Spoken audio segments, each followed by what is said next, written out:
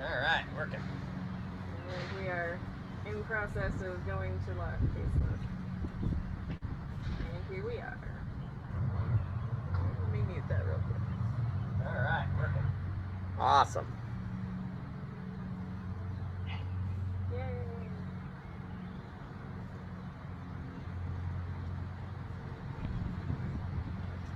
Alright. Kick us off. All right. Looks like we've got a bunch of great folks. I see a bunch of people still signing on, which is awesome. We'll have Bess kind of go through, if she doesn't mind again, just because I noticed a couple of people on that haven't done these or done Bess's arm drill stuff. So we'll have her show everybody that one more time. So everybody, I think to me, it's just a wonderful drill. I'm going to start putting stuff in the backyard so everybody can do it. So we'll start out, let's go ahead and start out with those just slow warm-up arm drills. Bess, are you okay with doing them? Yep, no problem.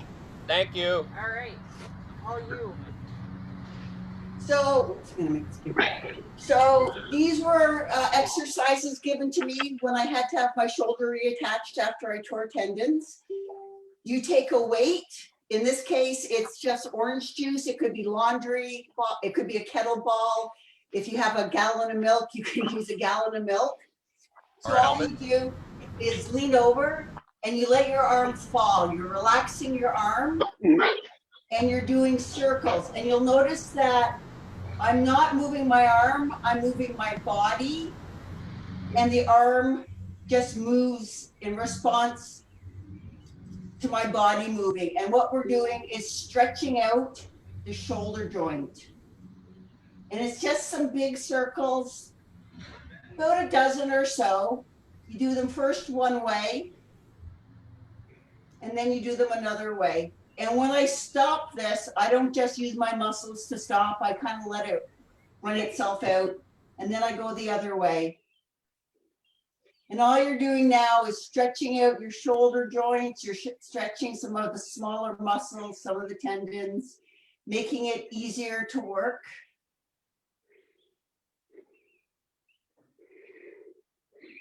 So circles, and then sideways. And honestly, I say about a dozen, but I do some. You know, I'm like, oh, okay, that seems like enough now. Alright. And then backwards and forwards as well. And always let momentum be taking your arm. Don't be using it yourself. You're trying to stretch it out. Hey, the helmet works great for this if you're at an event. Something I hadn't thought about, but sure, a helmet would work perfectly. Yep. And then I always do my other shoulder because I never want to have shoulder surgery again. I don't blame you. Yep. I'd like to actually have shoulders again. I had it once, did the physio, and that was enough, thanks. Yeah.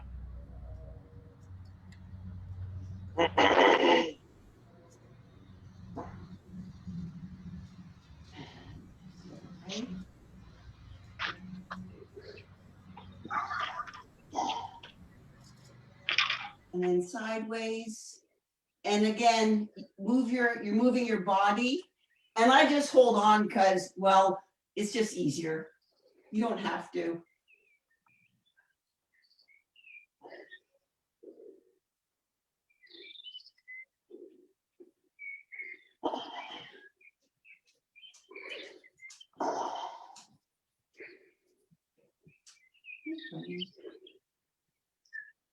That does feel really good, don't it? Yeah. I think you're getting a lot of converts over here. It really does help. And there you have it. I'll do it throughout the day as we practice today. I'll do it just to help my shoulder. It just relaxes it. Yeah, no, I agree. Totally. All right. So let's go ahead and we're going to switch back over to us. And let's get some easy, some of our squatting drills in. Get our legs warmed up. More squats. More squats. Everything. Jazzy, same thing. Make sure when you do these, don't go as far down that it hurts. Just go to where you can go. So, keep flat on the ground. Keep them flat. Down and up. Let's get about 10, 15 of those in.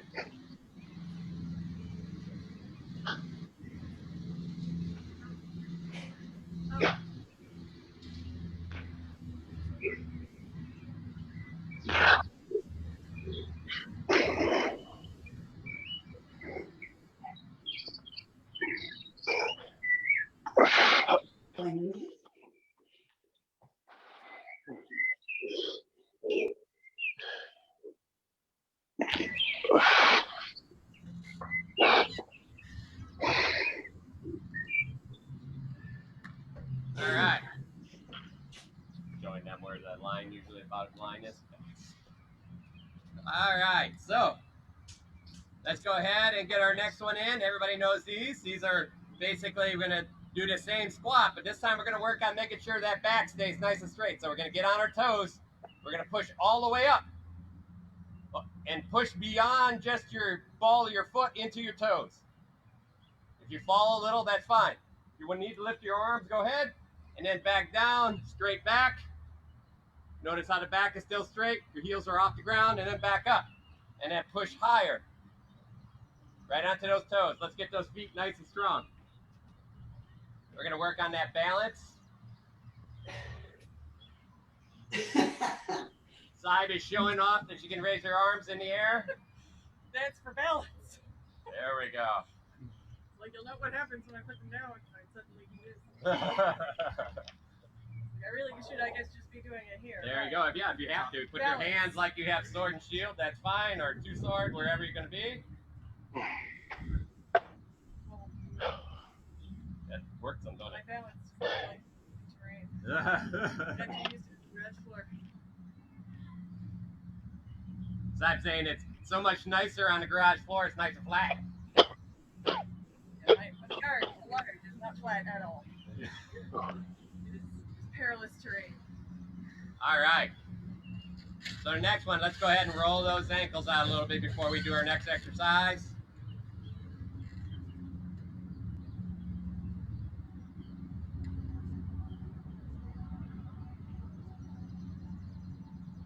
I think mine are finally getting happier not being on cement floor anymore. It's the downside of that garage.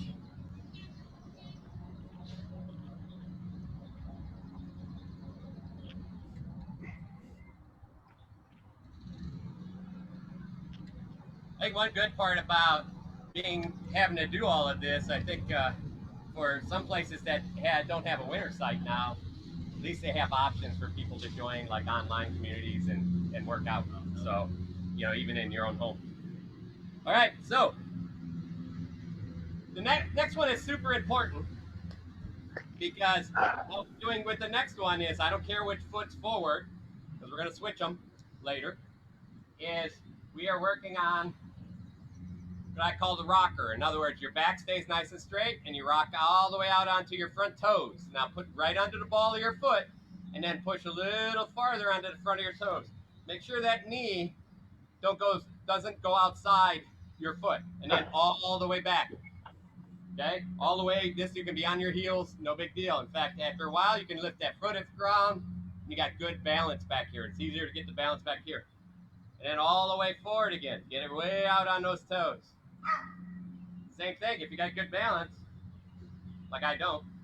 So here we go. You can lift that leg off the ground a little bit. And then back.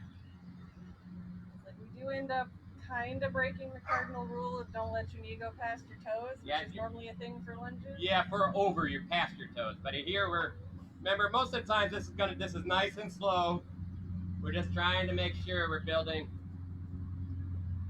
that foot strength on those toes. Most of the time, yeah. Stand up relative to it. Right. So, I was mentioning that this isn't a deep squat. This is relatively a little higher, so That's why you can get away with you can get away with your knee past your toes. Most of the times you don't want your knee to go past your toes. This is just, again, a slow warming up exercise. In most of this, what's happening is you're actually falling past your toe, which is perfectly fine. It's called walking.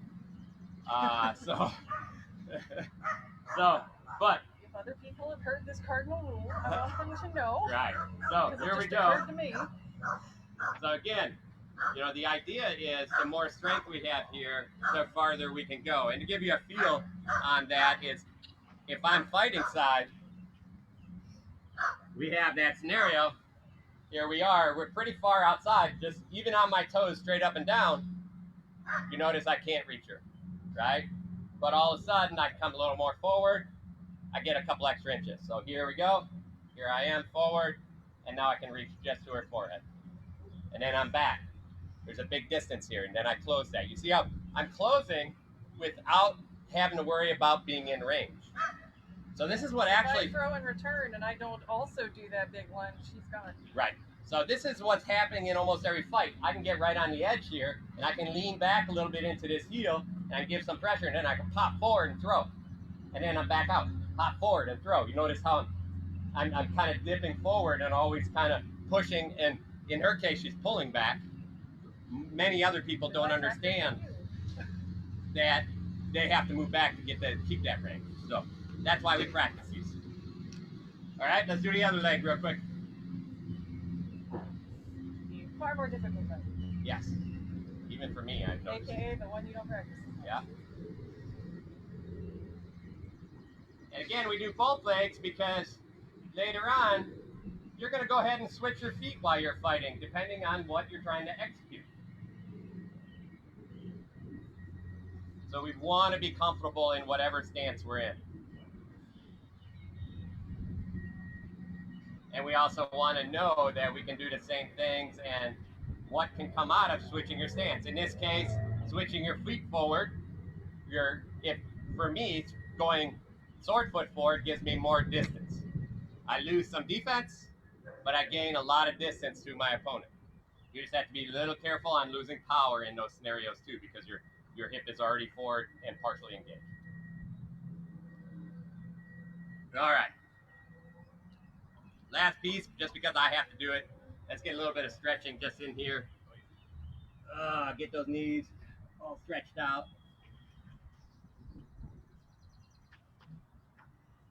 Yeah, this is gentle stretch. At the beginning of practice is not the time to like push real hard and try to get more flexible. Do that at the end.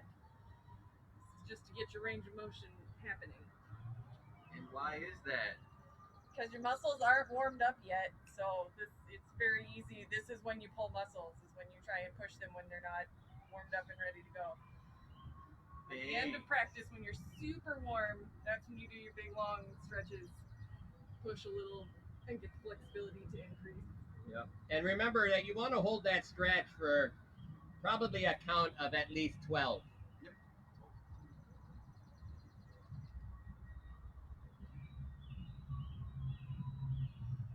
So there's lots of other stretching. One big, there's all the circles with your arm stretches.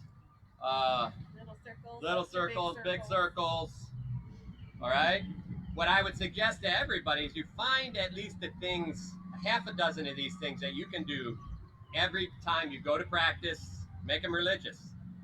Go to an event, do them there. That is going to warm you up for an actual fight practice. Not only for the fight practice, not only for fight practice does it warm you up, but for your tournament. If you go in for a boxer, you can always tell who warmed up and who didn't.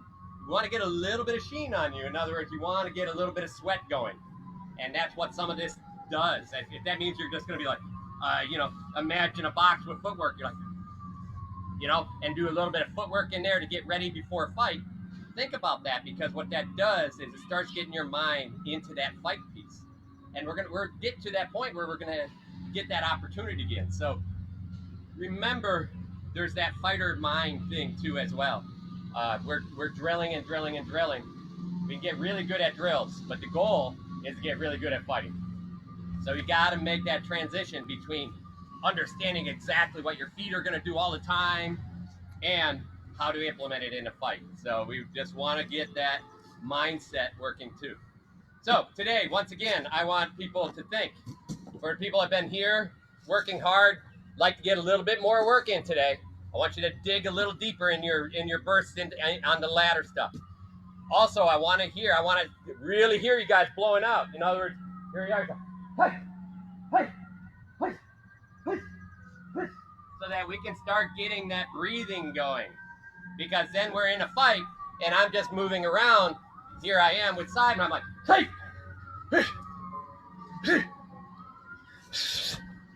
right? I can find space to breathe as I'm moving around. Because if I'm holding my breath and then trying to throw while I'm holding my breath, you're going to lose a lot of time and energy. You're holding that tension in. So really want you guys really think about breathing and just getting a little bit lower today. Perfect the steps. Don't worry about speed today. Think of perfecting it every time. And off the side. All right. Running through ladder drills. First one. Nice and easy. 2-foot run. 1, 2. 1, 2. Same foot. Adam, do you want to come over here? You do them all the time. And then do it backwards. Do it leading with your other foot. And remember, breathe all the way through. It's like whatever variations you are prepared for and have time for.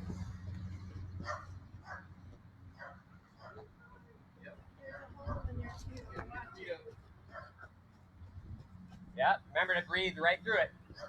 Just breathe like you're normally exercising. In and out, in and out. Okay? That's the way. Good. That's better, Dan. Eyes up now. You know where those are. Exactly. Stand. Oh, okay. I thought you were wearing sandals. Uh-oh. We get to do it backwards now. Get those legs up. Don't worry too much about the rungs here. Just get them up and keep them moving. Get down in that stand. Drop that butt. Let that butt take you.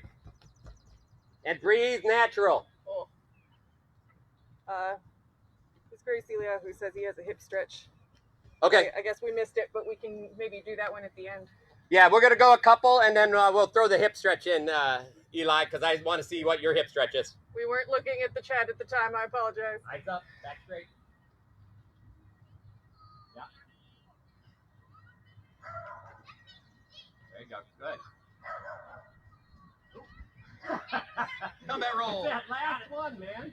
You need to bail before that. Oh, hey, we have a Magrat. It's been a little while. Hi, So be Magrat. careful, guys. Don't worry about getting your feet in each of these runs. Just get them up and get them going. Don't worry about it.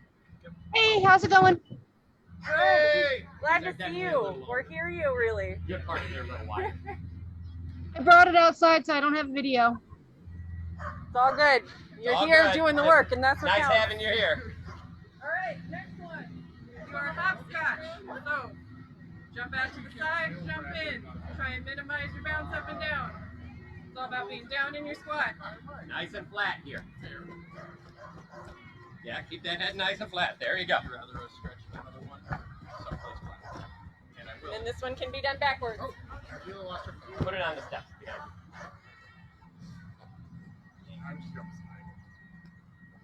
Again, keep breathing. Try to find your breath and think about your breath through here.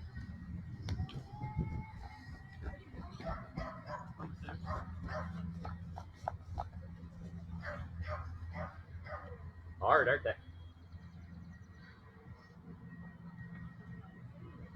That's it, Dan. Much better. Looking good, folks. I see a number of people doing this and getting a little bit bouncy, so just keep an eye on it.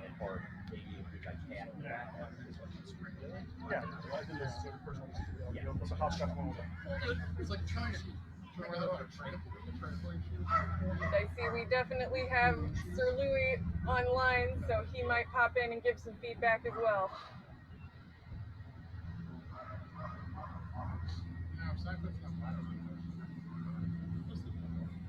All right. Ready for the next one? Yep. All right, next one. Looking good. Everybody's looking good there. Can be our basic skiers. So it's the drop step and then gather. So we've usually been referring to it as a gather step, but it's a drop for the gather afterwards. Start in one box, end in the next one. All right, I'm gonna watch this, make sure everybody has it. Yep, step out, and then you got perfect. Eric, you're looking good there. Eli, very nice. And then once you have this one well going forward, try it going backwards. Good, darling. That's better. Your first one you did a gather. You gotta remember whatever's in the box steps out of the box first. There you go. Cutulio, I love that Gambison. Looking good. And when you get to going backwards, remember to keep your chest up. Angie's, that's Don't lean over, awesome. don't You're stick looking your good there eye too.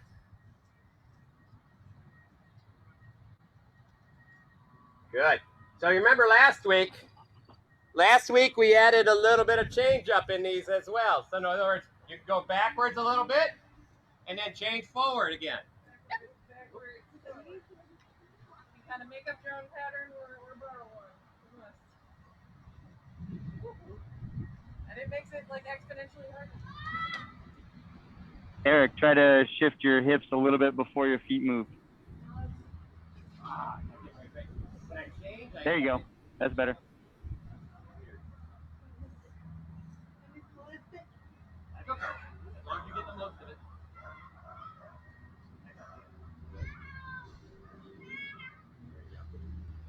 Think when you're doing these, you think back into the 45. Right? Yeah, because suddenly we're trying to do forward backwards changes that we haven't been practicing. Right. So here we go. So again, if you've been doing these for a while, you can see Saib doing forward backwards changes here. These are actually Forward 2, backwards 1.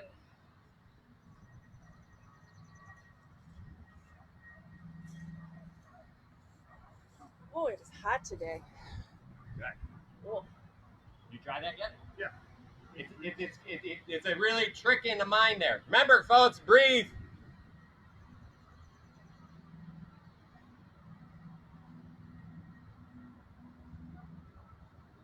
Good. Grimmer, a little bit more shift with your hips first. Good.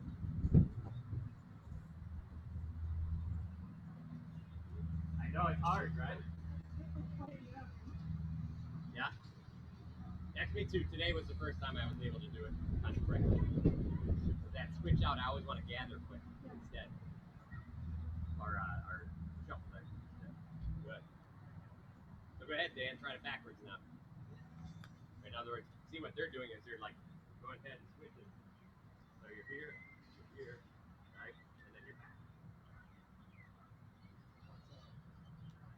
And you can just change it. See, and then I fucked up there. But the idea is to start getting that change in a fight. Margarita, same thing. Try to shift your hips before you move your first foot. Try not to load up the outside foot. Just stand on both feet, shift your hips over, and then pick up your foot and catch yourself. Don't lift that hip up. So right now you're kind of pulling with your foot. Like you're sliding on a bench. Just try to slide your hips. So look at this hip first. See, falling. So just shift your hips Yeah, right there. as far as you can reach without moving your feet. It's like I can show it if you want. Because if I move around like this, I go this Yeah, show that again. here. So we're shifting over here, Okay. and then you just pick that foot up. So shift.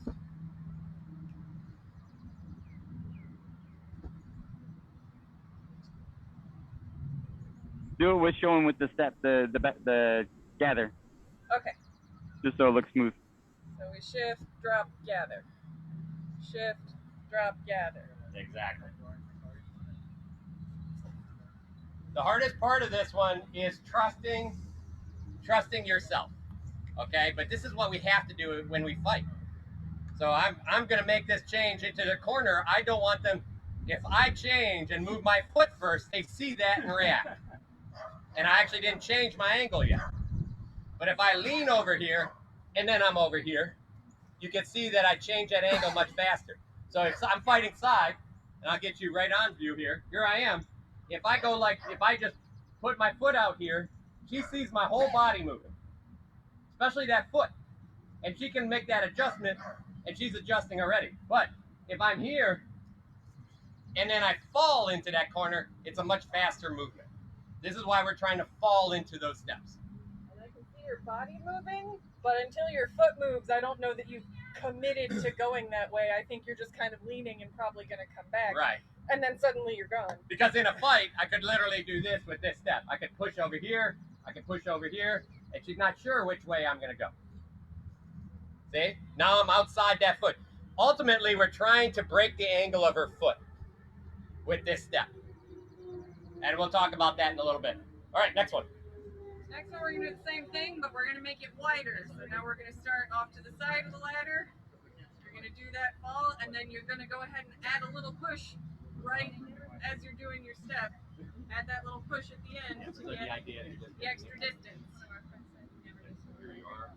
And with this one, the lower you are, the easier it is to get more distance sideways.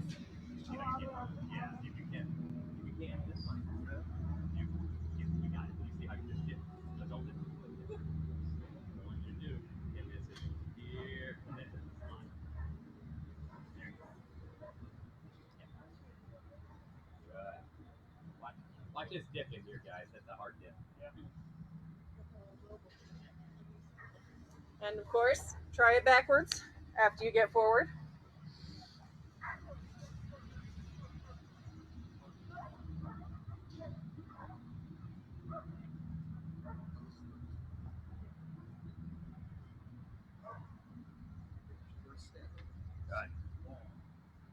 All right. Louis, how are they doing?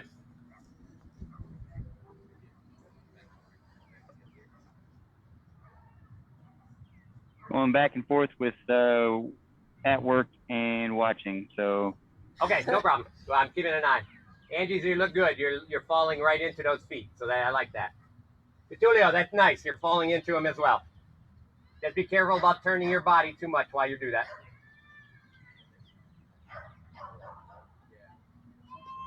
Good. Now, Eric, I want you to get down into those a little bit. In other words, squat, put your butt down. I'm gonna work you a little harder today. Keep that back nice and straight. But you're looking good. You notice you can get a little bit farther when your butt's down a little bit more. Right? That's good. That's what I wanted to see. Craig, those look great. Yes.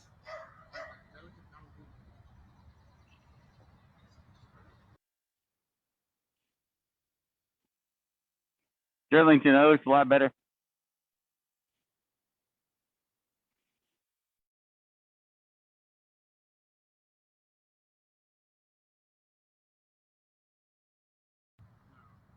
All right. So remember, again, I want to see breathing, and I want you guys to, in this one, I want you to take another 2 minutes and do the back and forth on this. It becomes really easy. The good part is Grammaticus has to do this all the time. He has about 3 feet to go.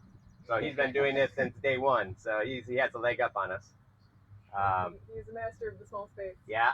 But now, so take 2 steps forward, 1 step back, and try to get those change up working. Good. Nice, Angie. Remember, don't bring those feet together so much. Remember, we want to fall back into fighting space. Yeah, good. Jatulio, don't lean with your shoulders. Keep that back straight up. Yeah, You're just like dropping your shoulder a little bit. There you go. Good. Now your back is straight. Much better. Yes. That's it, Vest. Don't cheat those feet. I want to see fighting stance there. Good. Margarita, you're doing a really good job. Watch turning your hips up. There you go. Good. All right, Grimmer, you're looking better there. I like that you can switch those up. Look like a hard day of work out there. You're sweating already. All right. Everybody breathing, right? I'm gonna take it as a thumbs up for everybody. Because if you're not laying on the ground, if you start laying on the ground, it's because you weren't breathing. All right, let's do the next one. Alrighty. Next one is our other version of skiers. We're going to switch the order we move the leg. I'm still shifting this way, but instead of picking up this foot, I'm taking this outside foot and bringing it across to catch and then falling back into stance. So I'm shift.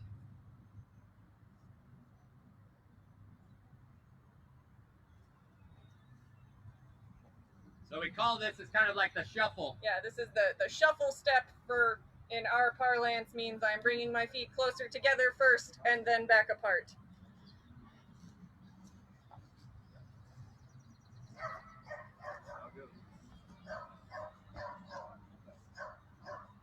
it's so much easier just going back and forth into a different movement. Well, It's not yeah. supposed to. Well, in a real fight, you can So typically take your step outside leg and put it I know, but it's still mad. and then step across. Outside really leg and we're put it enforcing artificial constraints just to make ourselves better. Yeah. go. Nice. Yep. Kind of chop it as a fall across. Outside leg into the next run. Go outside leg into the next run. Nice.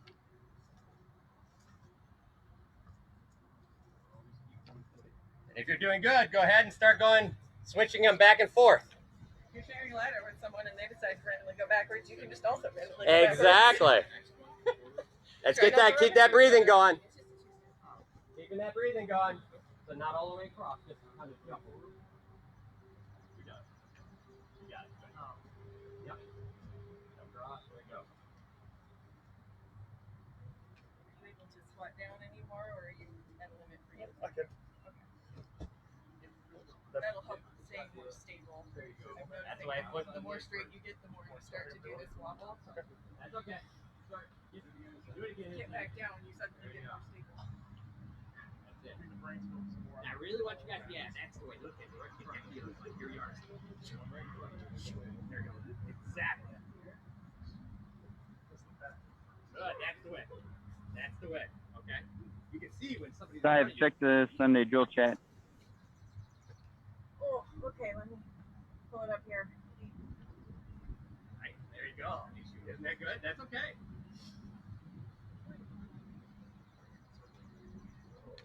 Being slow and not There you go. opening. Yeah, that's better. See how you're getting into that now. Yeah, here we are, right in front of you. Hey, or you better count. What am I looking for, Louis? I don't see it. Good. So one thing I was showing some people here is if you do have, when you go back to practice with other people, I'm going to have to use Adam here, besides watching you guys. A good way to get them to focus on this drill is literally as they're going forward doing their exercise, you work with them. Give them some energy. Hey, hey, hey, hey. Almost like you're fighting now, isn't it? You got it. Look, there you go. Good.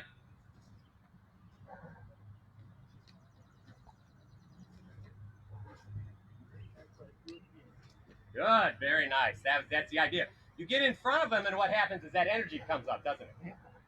All right. So all of a sudden, instead of just doing this, and you can do it, now you're literally concentrating on the thing in front of you and making sure that footwork works. Breathing becomes much harder, doesn't it? Because what's happening when you have that, what's happening is you're adding some tension between you and your opponent. So this adds a little bit. This gets one step closer to fighting, but we're doing a drill. So that's something to remember, especially when you have people that need help doing this. Sometimes giving that energy frees their mind a little bit, and then you can kind of move them one step closer to real interactive fighting. All right, looks like our other group's done over here. Okay. So, next one, we're going to do that same step, but we're going to add our angle. So now you're going around your imaginary opponent instead of just side to side with them.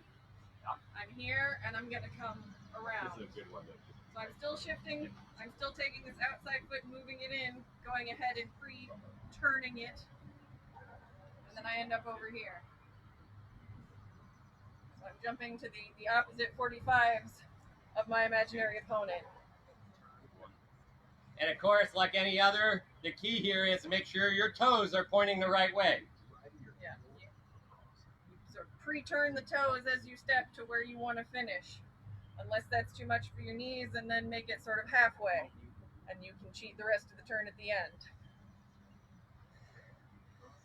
Always watch out for knees.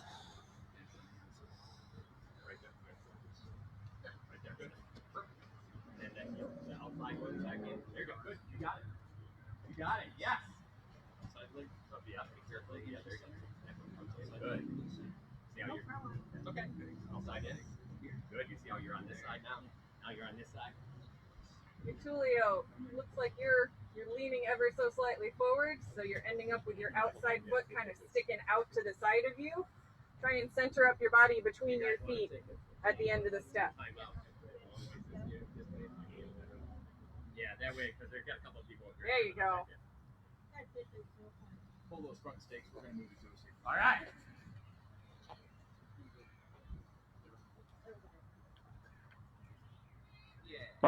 Julio, part of it is with this and the last one is the tendency on the outsides where you stop to stand up a little taller on your legs. So if you keep your knees bent and try to think your center sliding around on a plane, that should help out.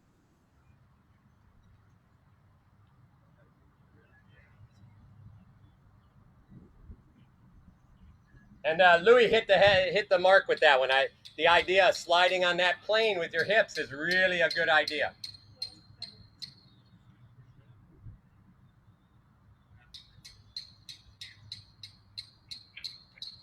After we're done with these ladders, have people go ahead and get in anything else they want, and we'll do that.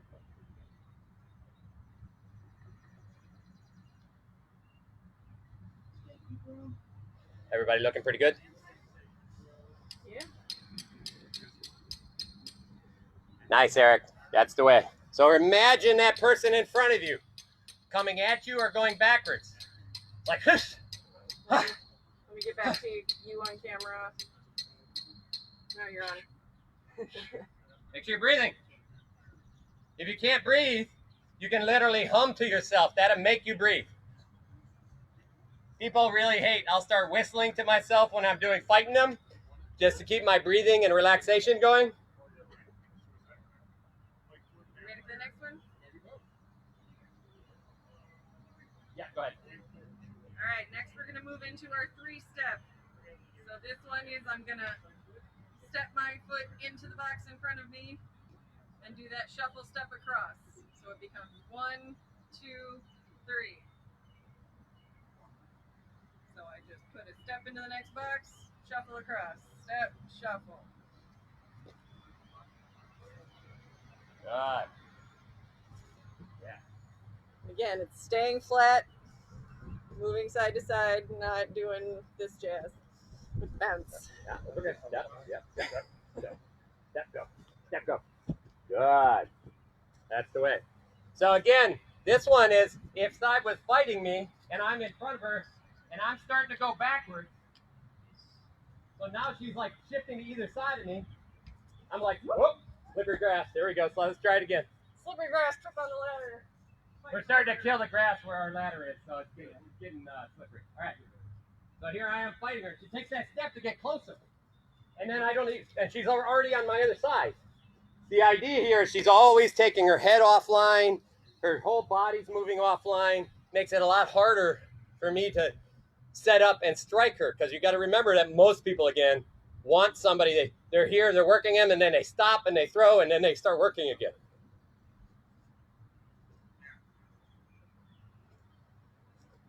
And now she's doing it backwards. Good. This is again, if I was trying to fight at somebody, I'm going, he's moving from side to side, I'm trying to set up, then he moves out of it, try to set up, he moves out of it, try to set up, he moves out of it. So every time I'm setting up to throw a shot, he's moving his head, body, and shoulders away from the shot I'm throwing.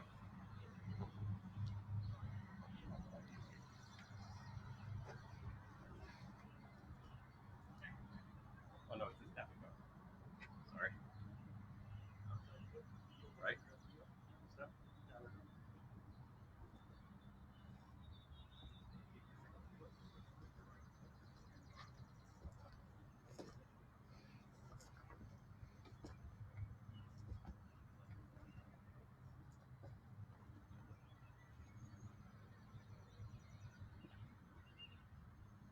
All right, remember to change. Now work a little bit of change up on those.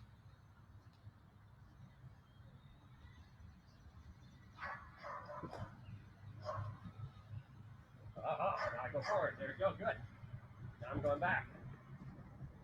Oh, it's good to see how you created that range. That's very nice. Good.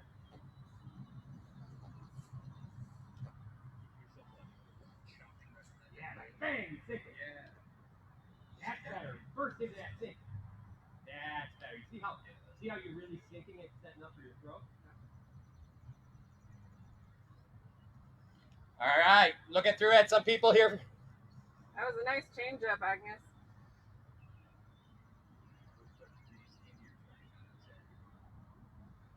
Nice. Way to work those change ups.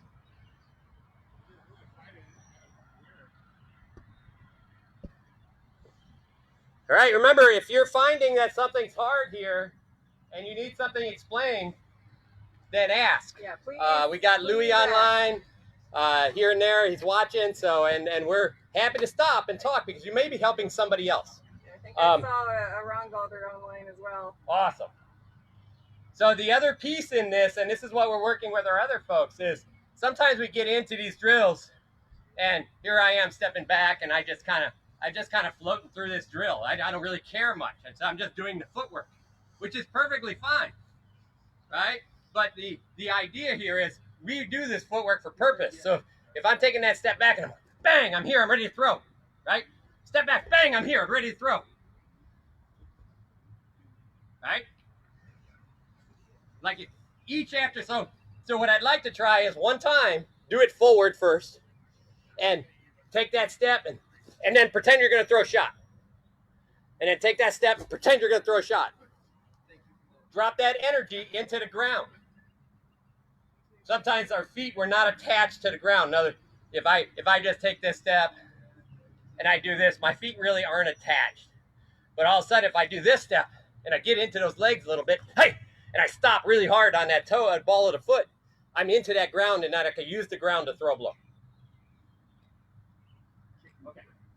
All right, next one we're gonna do is very similar, but we're gonna add some side-to-side motion by taking that step.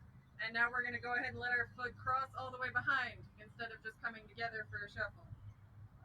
So you take your step forward, cross behind, open back up. As you see, I'm at the point that I'm doing it over top of the ladder. I don't actually end up in the ladder at all. You can take this step on the side of the ladder and then get the foot. If you're having trouble with that, Step on that ladder. make it a little smaller and stay in the ladder and just barely cross your feet behind. I can literally be way out And here. make it bigger after you get comfortable with that. Okay. This is also one where we were saying last week, try and stay down and keep your hips facing forward. Don't let them like turn way out here as you do your back step. You just want to cross the legs, not flip everything.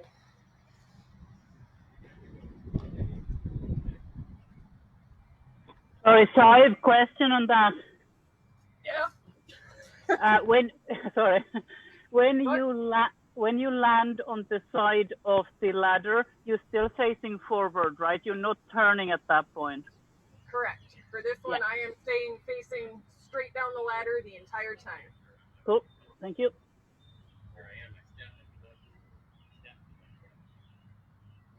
And then this one you can also do backwards, but when you go backwards, you'll be taking a step back and crossing the foot in front, which if you do it slow, it'll make perfect sense why it does that.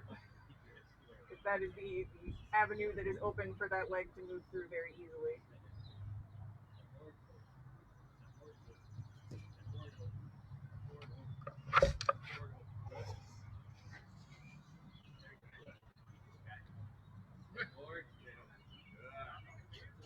Hey, Sam, can I see how you do that backwards? Perfect. I'm doing it right now. Is this good, or you want me to do it from the other end? I'll come down here. So I take this step back. This foot is in front already, so it just crosses in front. Now I step behind me, crosses right in front. Okay, thanks. I was getting my feet all mixed up. You see how you're getting into the ground much better now? And you're also following much better. In the past, what I've seen you almost walking through these. Tripping on the ladder. And now you're Always tripping on the ladder.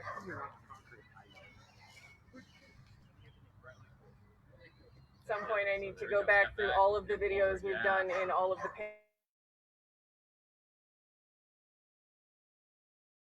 be hilarious.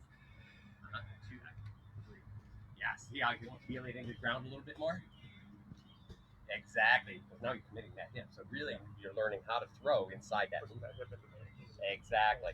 Something we saw with Adam here is when I talked about dropping that hip into here, he gets over here, and then he's like literally even giving himself a little bit of popping hip.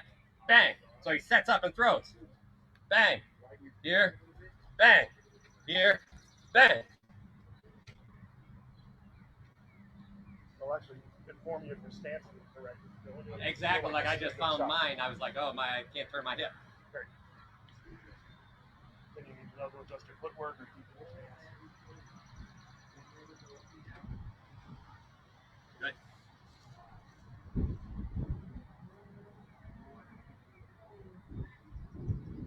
Yeah, we got a big group over here, so they're just finishing theirs up. And there's some people on there still. And there's a few people on here just finishing up. So I'll give it just another minute and then we'll go on to the next one. Yeah. So remember, I want everybody to remember. So I really want you to go ahead and just, you know what? If you can, go on the ladder and just do 1 or 2 of these and remember to drop and like throwing the lake shot and see how it feels. You can tell if you're doing it right or wrong. So it's like right after you make that shift, you drop for a fake lake shot. Branos, Okay. could you show that again, please? Yep. So here we are. Here I am. I'm here. So this foot comes across. Bang! I'm literally, as this foot, as this foot steps here and this foot comes back across, I'm dropping and throwing a shot. Okay? Thank you. So here we are, back, bang, step, back, bang. Okay? Step, back, bang. Okay? So what that's doing is it's helping us understand after a movement, it's helping us understand, even if it's this movement, even if we're doing this sideways movement where we're like here and here, bang, here, bang, here, bang. We can drop and get that pop in the hip. Yeah, and those of you that have been with us for a while, this is what we were doing on the Pell like a month or 2 ago, where we would just hop back and forth in the corners, and then we were trying to add that shot every time. It's the same deal, but we're doing it in a line on the ladder now. So sometimes it may seem a little bit frustrating that I keep adding pieces to this. All right? But I add pieces because what I'm trying to do is challenging you. I want you to understand what you're doing on the ladder, not just believe, you know, hey, this is going to lead to something. I want you to understand from that movement to that shot. So we're building those blocks to actually do something. And this helps. This helps with some people that need building blocks to get all the way there. Some people are just going to be like, hey, look at me. I could just do this. Bang, you know. But that is not everyone. My brain needs to build it up piece by piece. So you can thank me for a lot of what's broken down to painful levels of detail, because it helped me. But it helped me understand how to train better. We can now take people that may have no sports background and build them into really good martial artists. And when I say good, really could be top martial artists. Because yes, you know, natural ability goes so far. And what we have learned, and we're learning a lot, is that really understanding and being able to perform the job with perfect precision actually leads you to a lot better performance in the long run. Next one, we're going to move into our 4-step now. So that is 1, 2 into the box, 3, 4 out of the box, back and forth. All right, you guys got an easy one And now. the ultimate goal is I'm trying to do just one big smooth shift of my hips off to the other side and do those 4 little steps underneath, but it should be a smooth gliding motion from here up, straight across. And the feet are just there to sort of catch me as I go.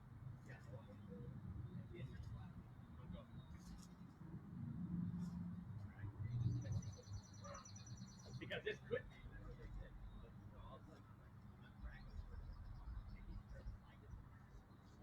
Think of it like I'm in an office chair. Your feet aren't really like pushing you. Say that louder to the class. You think of it like you're just in an office chair and you're just sort of trying to move from one side of the room to the other. You're just sort of letting your feet just help you a little bit. But really you're just sort of pushing yourself and your feet are kind of steering you. Very nice. I'm going to grab some water, I'll be back. No problem. That's it. Adam hit it right on the head. So my hips are leading these things. And again, if you want, at the end of that shuffle, bang, bang, bang, bang. Bang, bang, bang, bang. Bang. Bang.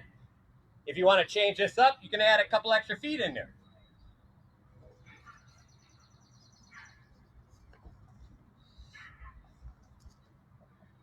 But now I'm doing 6.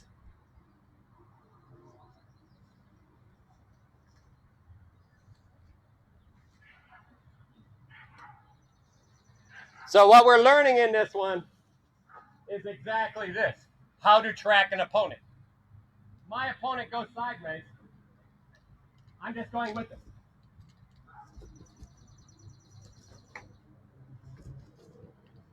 Okay? If I don't go with him, look what happens. Now I'm just turning my body. He has all kinds of opportunities.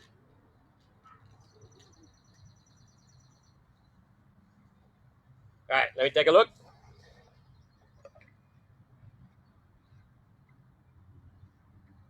Nice, Eric. I like how you're adding a little bit of turn hip in there. Yeah, very good, Greg. Nice turn hip. Germanicus, I wanted you to think about throwing every step. I want to think about throwing a different hand. Yes. Way to go, Magrat. Does look good. Keep it up. That's the way. Very nice. Very nice. Good transitions, Grimmer. Now I want you to take a 6-step. Add a couple extra feet to those. Yes.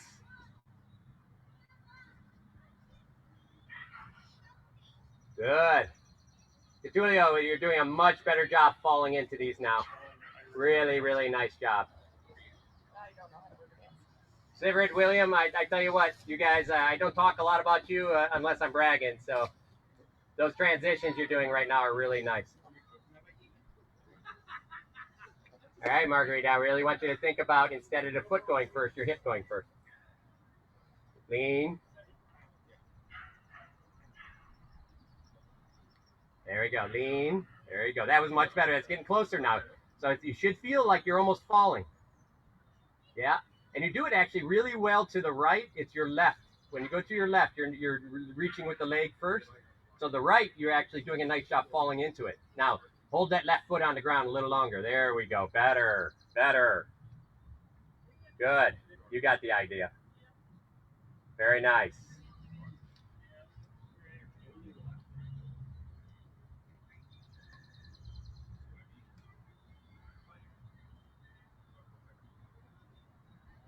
That's the way. Angie said you're looking good. You're really picking those up. That's the way, Bess. You're looking super comfortable in those. I want good transitions. I want you to throw those swords at the ends of those. It's time for you to pick up that thing. I want you to think you're crushing somebody's leg after each one of those. That way we're finding that place of where your body's ready to throw. That's really important, to find that place where your body's ready to throw after a movement. All right. All right. Very good. I hope you're all breathing.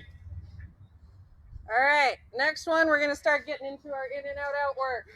So I'm facing the ladder sideways and I step in, out. I am leading with the leg that is in the direction I'm going. So for me, I'm moving to my right, so I go right foot in, out, out. So the closest foot to that peg.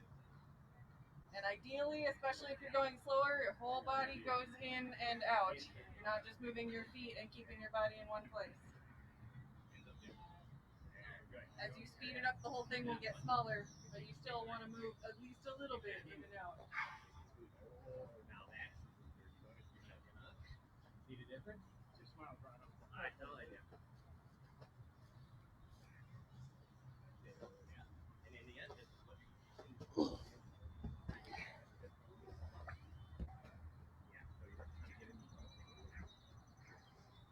Make sure you go left and right.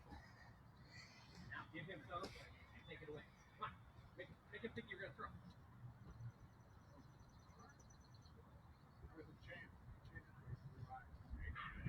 Think you're going to throw, right? Here we are. Throw. Yeah.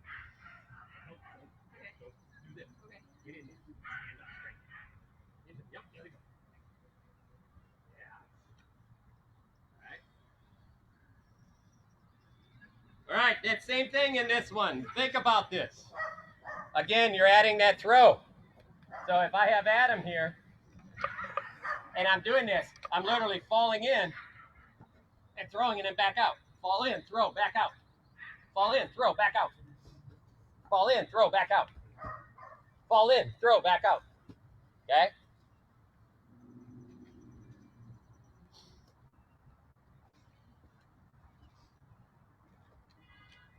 This extra 20 degrees makes me want to know if there's any suggestions before chewing the air before you can breathe it. Let me know when you find it. So that's going to be always the hard part. And that's where breathing really, the more you breathe through these exercises, the more, even when it's hot, you're going to be better over somebody else. Getting that hot air and new oxygen in makes a huge difference. So if you find, this is important in a fight as well. When you're tired in a fight, you have to find those places to relax your body and breathe. So now you go back to this ladder like, whew.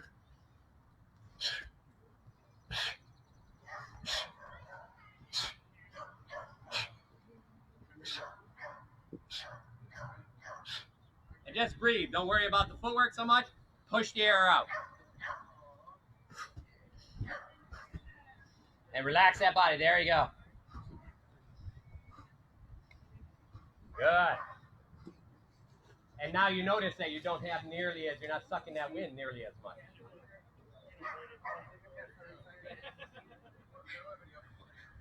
Practical goes, it's best not to nibble when you're chewing air. Exactly. It's the good part is get that air out, bring new air in. I'll go do it after this one.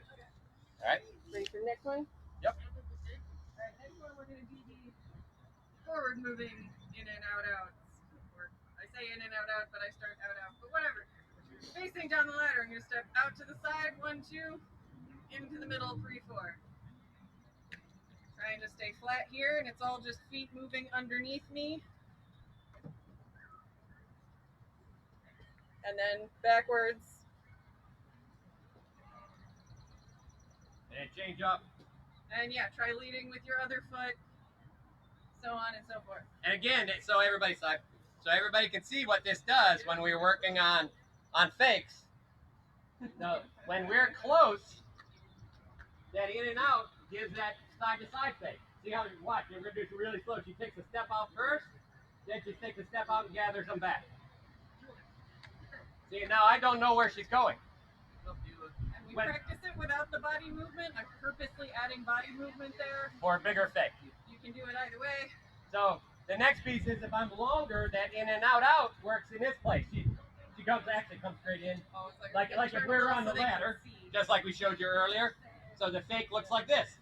So now I back off and she creates distance. So that's what these two exercises do. They add that fake. So think about those inside of a fake. All right? All right. So let's get those in and out outs going.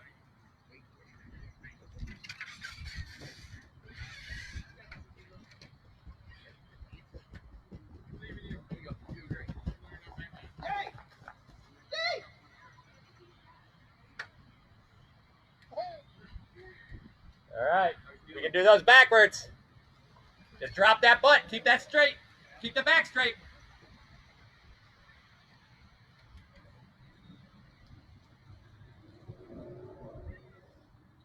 That's the way. Good, nice, your back is so much straighter right here.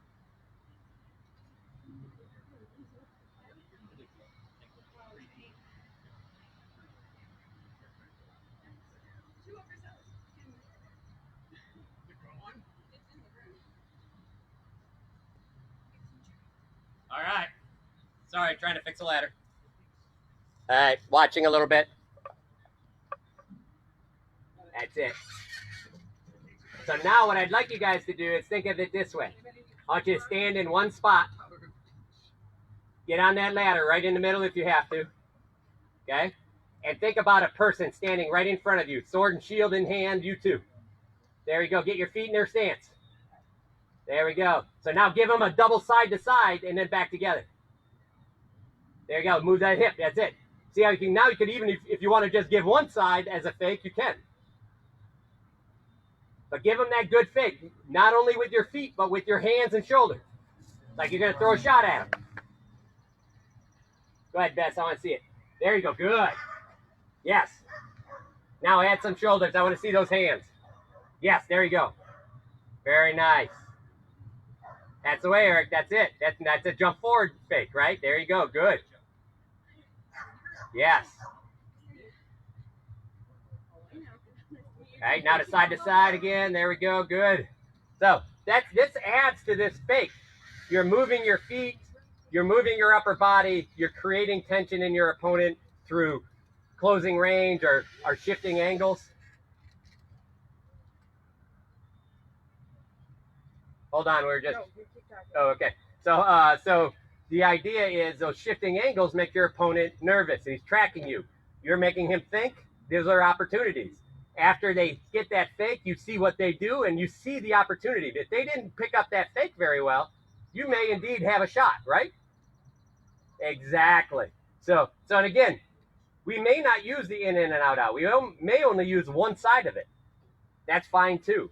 But the idea is we're learning how to move our feet fast underneath us. And that's what this exercise does. All right, on to the next one. Next one, we're moving into our jab jumps. So I'm starting out moving to my right, so I'm going to start with my right foot forward, and we jump in the box, out of the box. Because again, this is about taking your whole body in and out. We're trying to change our range with this one. Doesn't have to be huge. And then switch, we can go the other way.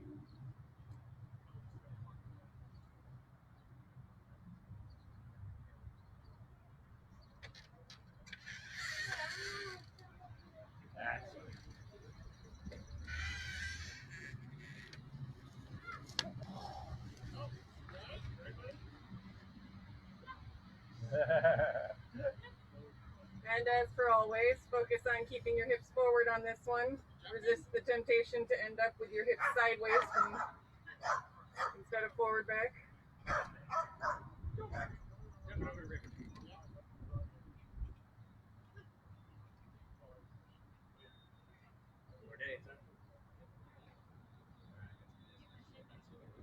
Actually, yeah, I've talked to a few people that are like, oh, a couple weeks. Yeah. Which is awesome. Yeah. Exactly. All right, guys. You know this one, right? In, up.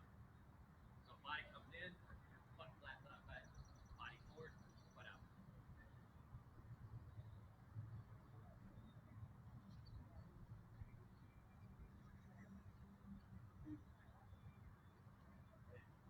That means like you're going for a shot.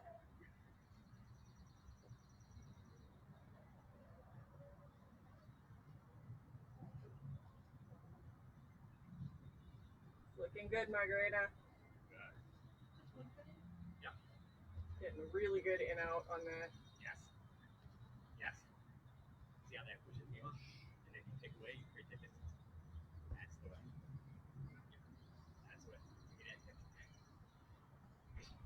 Getulio, you can try to really focus on your eyes not going up or down, to just slide your face forward and back with your hips. You're just getting a little bit of a hop at the end and the start.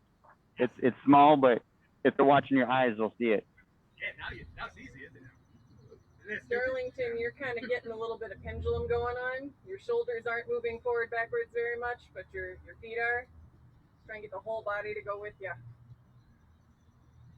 That's nice. Good. There you go. See how Adam's adding a little bit of push, like he's faking a hand too on these. It's good. It's tough to learn. If you ever stand in front of a mirror, like in a bathroom, try that. Just that jab step forward and back, and try to watch a spot in the reflection and try to keep it from going up and down. And see, it's pretty hard, but try that out. But it's a mirror. Your eyes are going to stay level because it's. Yeah, put a little piece of tape on it, and then watch the reflection on top of the tape, right? So put the tape just under your eye, and then watch your eyes in the reflection. Work great on mirrors.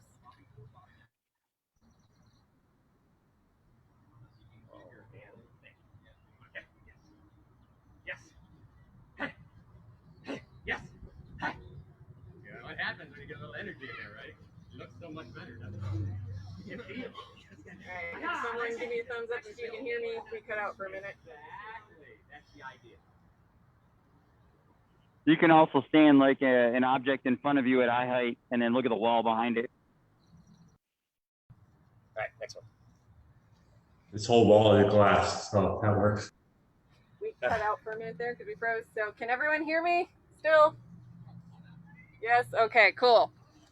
Moving on to the next one, we're going to go into our switch foot. So similar idea, 1 foot in, 1 foot out. We're going to swap them. Toes This out. one, your body's moving in a straight line sideways. We're not changing range on this one. We're just changing our feet. And we're not switching our hips back and forth. You notice her feet, she's going to do this right at you and turn sideways. Nope, turn right foot towards the camera. You're going to do her switch foot between these. You see how her feet are turned out a little bit? Not in. If she switches and turns her foot in, her hip turns in. And then do it again. See how the idea is you don't want that.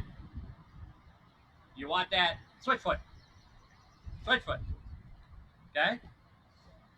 So we've done this a lot on a dummy. The idea is when you go ahead across this, blow and breathe, take the blow, breathe out. Hey! Right?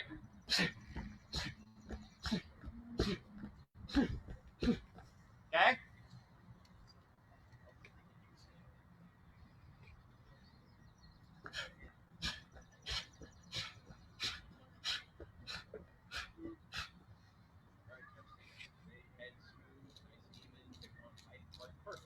Just like that.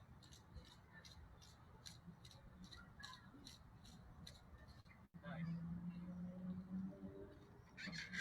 All right.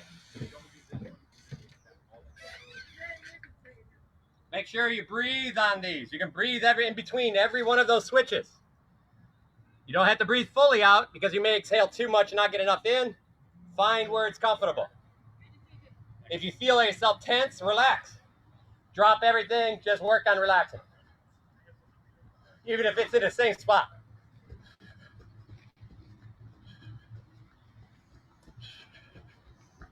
All right? All right, we got 2 more. 2 more to go. To the left, we're going to try and roll through these and get on to the drills and other such things. This one's our 2 forward, 1 back jump. So I'm actually going to do it next to the ladder so I don't trip on it like a cool kid. We're just doing that jab, step, jump, move forward 2 steps and backwards 1. Or you can do it bigger or smaller than that. The point is to go bigger step forward, smaller step backwards. Using rungs on the ladder is the convenient way of measuring it.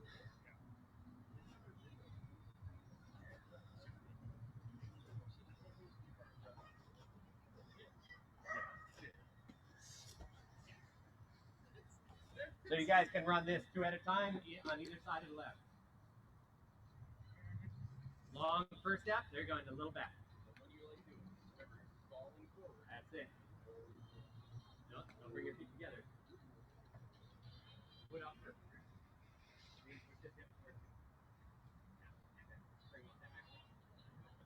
Yeah, right there. Hands up. Yeah, I see how you want to gather first. Yeah. You see what he's doing? That's it. Good. Now you think. And don't forget to do it backwards, just for Rongalder. And now that he showed up, he's watching. He'll be able to see you. If you don't do it, he'll yell at you. You know that mean Rongalder. The worst. Because he's a lefty. Lefty's the worst. I know this from my unscientific sample size. Good. Good. Let's see what you have here. I just want to make sure everybody's just falling there. That's nice. You can get a little lower in those feet, you'll get a bigger burst. In other words, bend those knees a little bit more now. Nice, Margarita. That's the way to go. Be careful. If your hip isn't normally turned that far, you fix it. Good. Bess, I want to make sure you're not lining up your feet. So when you go back, feet kind of go in line. They should be side to side, right? That's your normal stance. Always check to see you're back into your normal stance. That's better. Bridget, that looks great. Nice to have you. Let's see it, Blue. I want to see it again. We got a blue. We got a blue.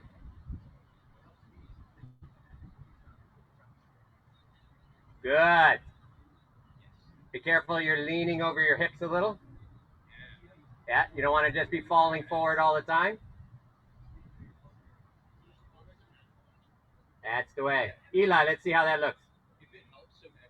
Give me a jab. Hold on for a second. Okay, go ahead. Give me a jab at me. There you go. Good. Yeah, that looks great, Eli. That's awesome. It's like you've been doing these for a while. Yeah, I like the nice release on that hand. That's good. He might be a duke. He might be a duke. Yeah, that could help him. I think he's cheating.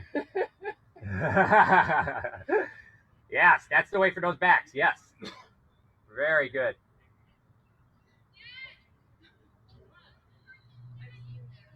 Right. All right, let's see how our experts are here doing down in Toledo. Awesome. Yeah. Good. That's better.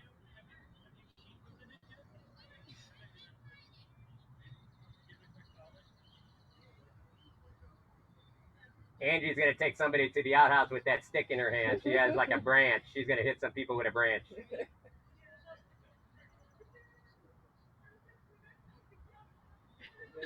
second here. I think we're ready to All right, we're going to do one more. Last one. Last one, we're going to do our turning step. Well, I was wondering when we were going to do that one. It's always last because it's the weird one. All right, so I'm in my stance. 1 foot forward, 1 foot back, facing the ladder. Back foot leads, points down the ladder in the direction I'm going. And then I pop over to the other side and get back in stance. Back foot again, down the ladder in the direction I'm going. Back into stance. So I'm turning around, back and forth again, my imaginary opponent.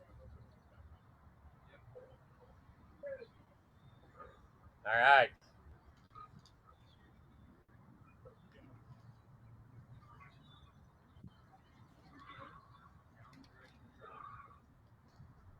So this exercise really gets you used to changing forward, back, forward, back, back, forward. Okay. And you really got to watch your momentum. Yeah. So that Control it. and that's exactly the key here is that we're changing our momentum back and forward. So if I lose momentum and I'm like here, then next thing I know I'm falling out. So that means I had too much momentum going one way. Where here, I'm controlling, now I'm changing it forward because I got to go forward again. Now I'm changing it forward. And then when you switch it up and you come back and line up in your same stance but step with your front foot now, that changes how you have to shift your momentum. That's why we do all these different variants. So momentum change is really the control of your momentum is a big, huge part of fighting. And this is why some of this is here, is we're learning how to minutely control that momentum change. And where this pays off is when we're mirroring our opponent. So the idea is if our opponent's going backwards, like this is this push-pull exercise. If I'm going forward, she doesn't have so much momentum as if she keeps going backwards or keeps going forward. Because then I'm controlling her range. She falls in, she's thinking I'm going back. I'm not. I'm thinking she's going to fall in. I'm going to throw the shot. I win. But if we can control that momentum, see, she can always stay almost perfect range. She's always in this position where she's in her perfect control of her body and her range. So that's what this momentum change and the turning helps. So turning helps understand how to turn your foot to make a nice movement around your opponent, and then momentum change helps with all your game. Really one of the biggest things we've sort of learned and discovered in the past year doing all this is how important it is to turn your feet if you want to go around your opponent instead of just going past them. You don't turn that foot, you end up just continuing off at an angle instead of spinning around them and facing them. You do more of a Exactly. So that is exactly the problem. So, and to give you a feel here, I try to turn around side in this case, I take this back foot and I just step forward with it going still in a straight line. And then I can't really turn. I have to take a couple steps, and I'm stepping over my own feet at that point. And by the time you turn, you're back Way there. back there. So here, if I step with my turn, it actually brings my hip and keeps my hip in line with her all the time. So you're still in range the whole time now. And not only am I in range the whole time, but my hip is always ready to throw. So if I take the wrong step, look, now my hip is going this way. She has opportunity. I take the right step and turn that foot. My shield is still a perfect place. I can still throw. That's why. Okay. Does So that you make sense? maintained your line on her, and for that split second, she didn't have a line on you. Exactly. And especially with people that tend not to move their feet right away. So I could give a little bit of push on this side head over here and then just fall into this foot. So it's like, hey, and then all of a sudden I'm way back here. So by pushing them this way, they get a, this is what I watch in bodies forever. I push. If they slide their feet sideways or they turn their feet with me, then I know that they're covering, they're good. Right? In other words, I trust that they understand how to block my shot because they're moving with me. If they just turn their body, now I just counterclock their body. So now I can change this constantly. So now all of a sudden, their feet aren't moving and their hips are, you're just turning in center. This is a terrible thing because now I'm going to push here. I'm going to step right here. I'm over her foot. In boxing, she can't, even though this hand is here, there's no power. She can't turn this hip. Yeah, and by the time I can catch up, he's already had 2 or 3 free shots. Right? So in boxing, it's all about getting outside that foot. When I used to be known for the wrap, this is what I always did. I looked for that front foot.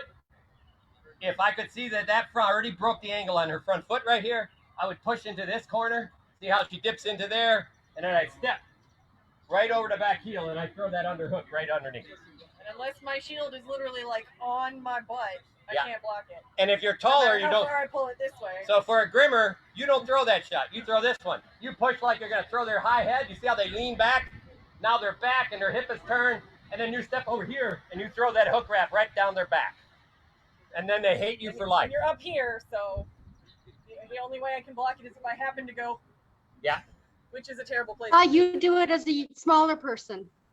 So the smaller person, which is me, by the way, too, Under. is that's where the I originally saw this somebody doing this over the shoulder, and I was like, yeah, thank you. I was like, okay, I can't throw that high. I tried it a few times, it didn't work very well, and I'm like, I'm gonna go underneath because the shield is high enough; it's making the block. So what I did is I push over here. You see how she still leans over into this side, and then my foot comes here, and now I just sword comes. Look how way down here it is. Bang! It's actually rising. So if she has a shield, you gotta grab a shield. So you're basically making it act like a big old side then right around it. Exactly. So here it again. I push. You see how that shield's coming over? Bang! Right here. Look at, even if she's trying to get her feet are almost locked. I can still throw right in here. And I have to put my shield in a really, really dumb position. So now I'm here and I can come here. I don't want to put it in to block that, and it leaves that open. All right.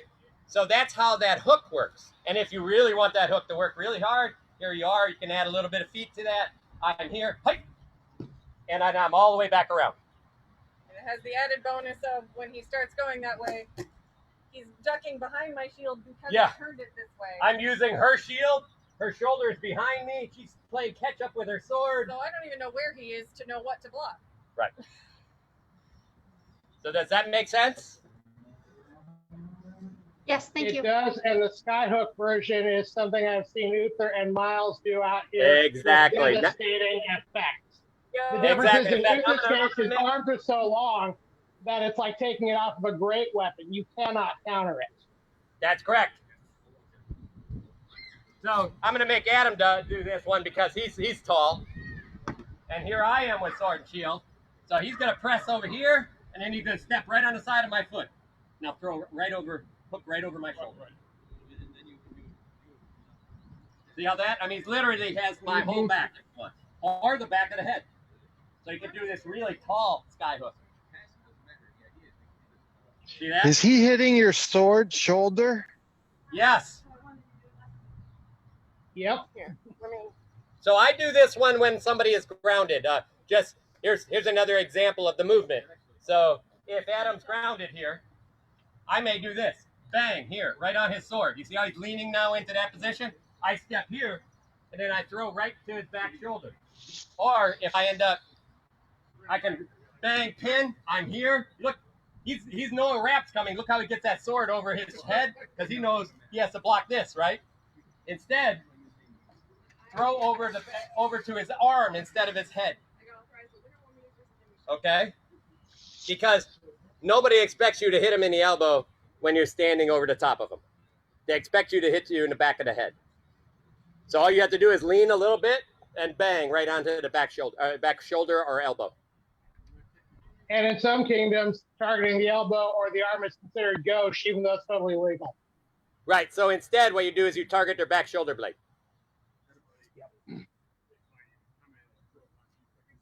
All right. So that was the case of all of those movements and some ideas of how some of those are used.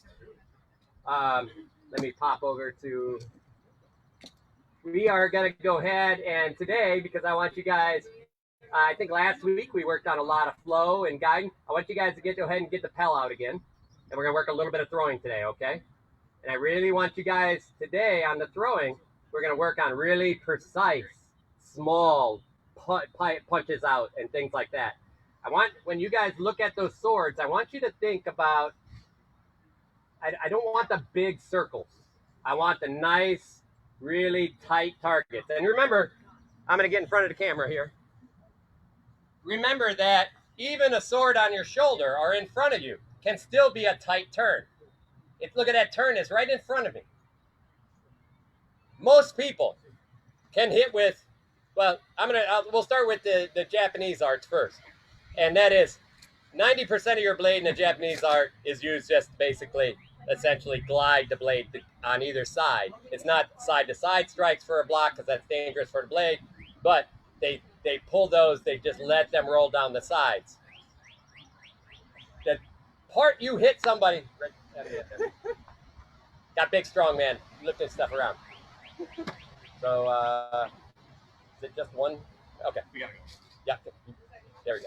So it's the top 6 inches of the sword I want you to think about today when striking the Pell.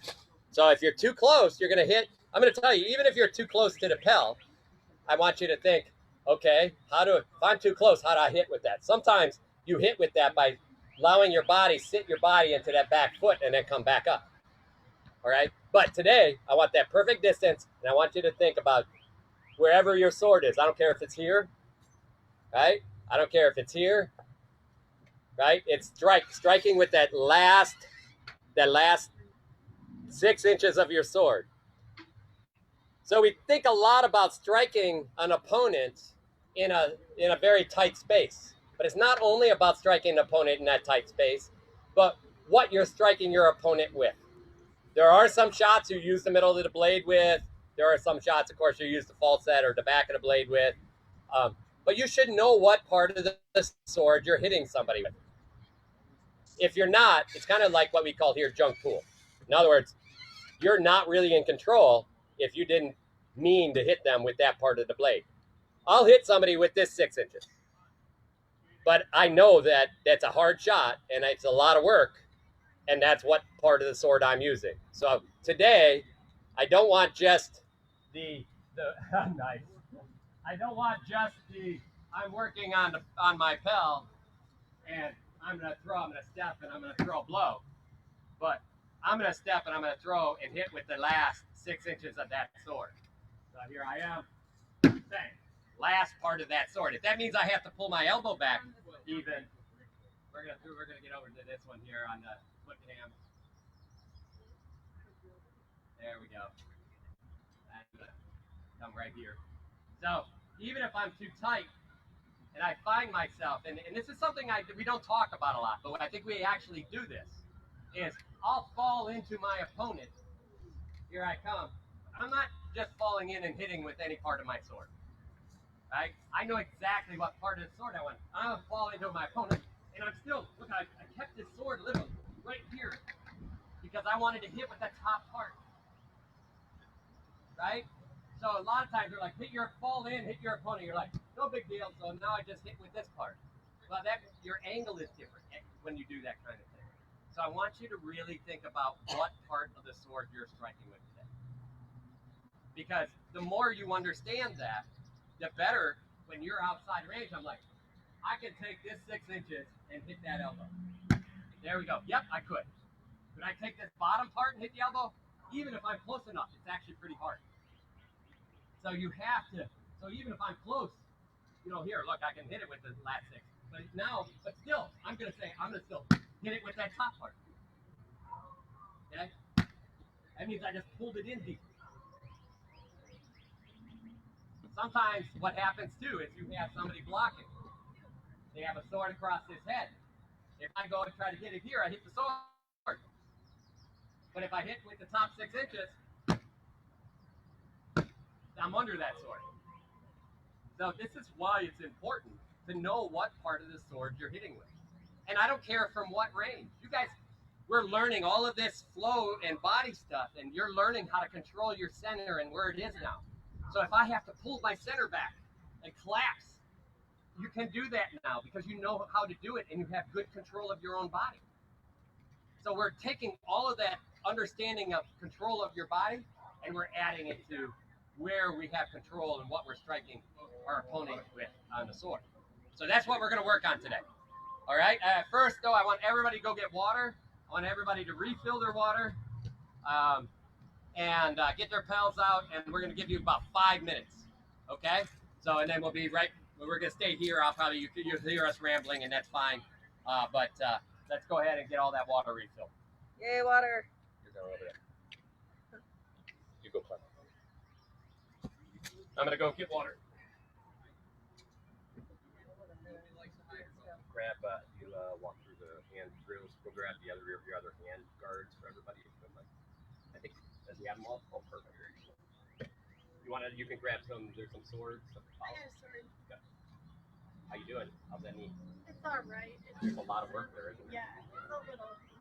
So today, no fast sword drills. I just want you to walk. Like nice and slow. That's all. Believe me, every person that comes to you,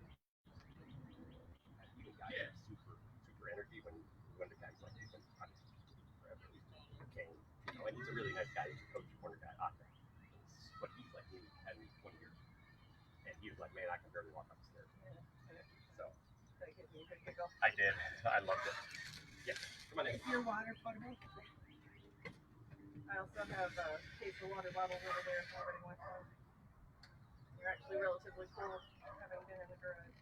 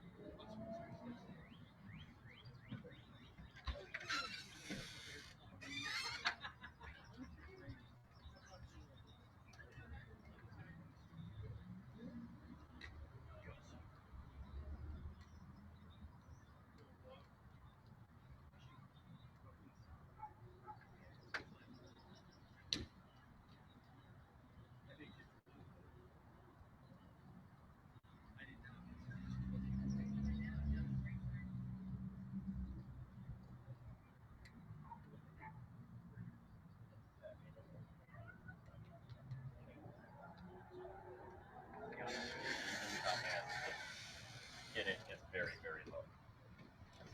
Oh, that's good.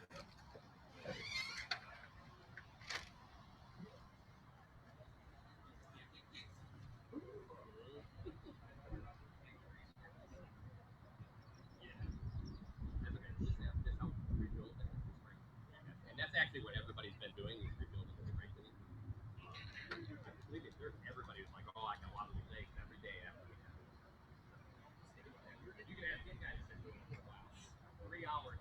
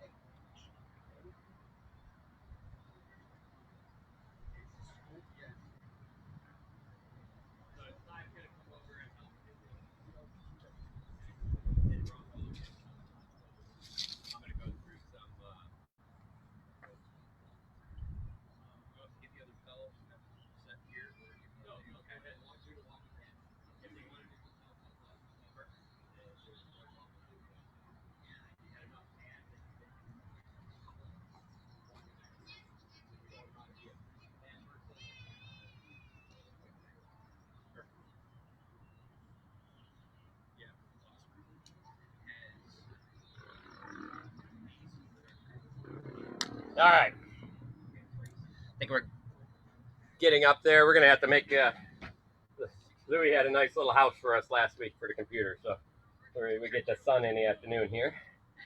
Let's see what we got going, how everybody's looking. I see a few people waiting. See mine. Everybody looks like they got their pals out there. Somebody looks like they got their cat there. That is not a pal, by the way. There we go. All right. Now, if you could do your pal work with the cat on your shoulder like that, you are definitely good. Okay, looks like we got almost everyone. I see Angie coming back now. So today we're going to work on understanding what part of the sword you're hitting with. And so what I would like to do, and what I'm going to do is I'm going to watch a little bit. I'm going to demonstrate, so I'll probably come over and you'll hear me. I will try to pop like a few people. I know there's a few people that don't want to be on, so no big deal there. I'll just pop the ones that I know don't mind. And we're going to start with me, and we're going to go ahead, and the first thing we're going to do is straight in front of the pel. Okay? I just want you to take a stance right in front of the pel at a range. Here, let me switch over to my pel camera. I'm not sure what we're on now. Whoop. You're on pel cam now, Bronis. Okay, thank you. Welcome. I hit the keyboard by accident there. Okay, so I want you a distance from the pel, and I don't care if you're funny foot or a regular foot, whatever stance you're normally in. If I just stand here, you should barely reach the pel. All right? So if I stand here, I could just reach that pel. So if I swing from here, I'm going to miss. So the next piece, and this is going to give me a great chance to see what kind of sword form and stance you have. I'm not going to necessarily, there may be things I talk about in those. I'm not switching you to my style. All I'm doing is trying to get you to understand how hopefully you can do it better in yours. So from this position, we lean forward onto that front foot and we strike with the top 6 inches of sword. So you notice, not in range. Look, all I do is move a little bit forward, right? This hand is still pointing at, for me, the hand points at his face. I move forward, and then I strike. So all of a sudden, I can hit with the top 6 inches of my sword just by doing that exercise we do early, and then I go back. You notice, again, this is nice and smooth. I'm not doing this. I'm not going, I'm going to throw, and then I'm back. All right? Legs stay nice and bent. This should be really comfortable. Nice light shot. Don't have to throw it hard at first. Light shot. Light shot. All right? So there's a few of them. So I want to, Rongvalder's going to watch you guys. He's, put this so that you want to know. Yeah, so you can see a little bit. There you go. Watch the bar is like, whenever you touch those, it's like a touch bar. And you can move that as you need. All right. So this is as easy as you get. Rongvalder's going to watch and see if your head's dipping or your shoulders are dipping. Remember, your shoulders better not be dipping. I want to see that big guy shot. You should be striking right over people's shields. Here we are.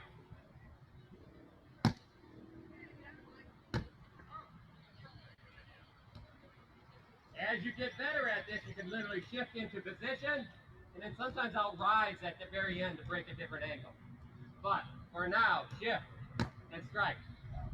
Shift, strike. Be careful of shifting and then striking down. Right? So there's sometimes that you may want to do that if you're trying to strike the center body, but an angle down like this is mostly a glance. So even if I'm trying to strike the body with the top 6 inches, I here, and then I push straight out and I strike forward. See, my sword goes forward. On my shoulder, same thing. I lean in, bang.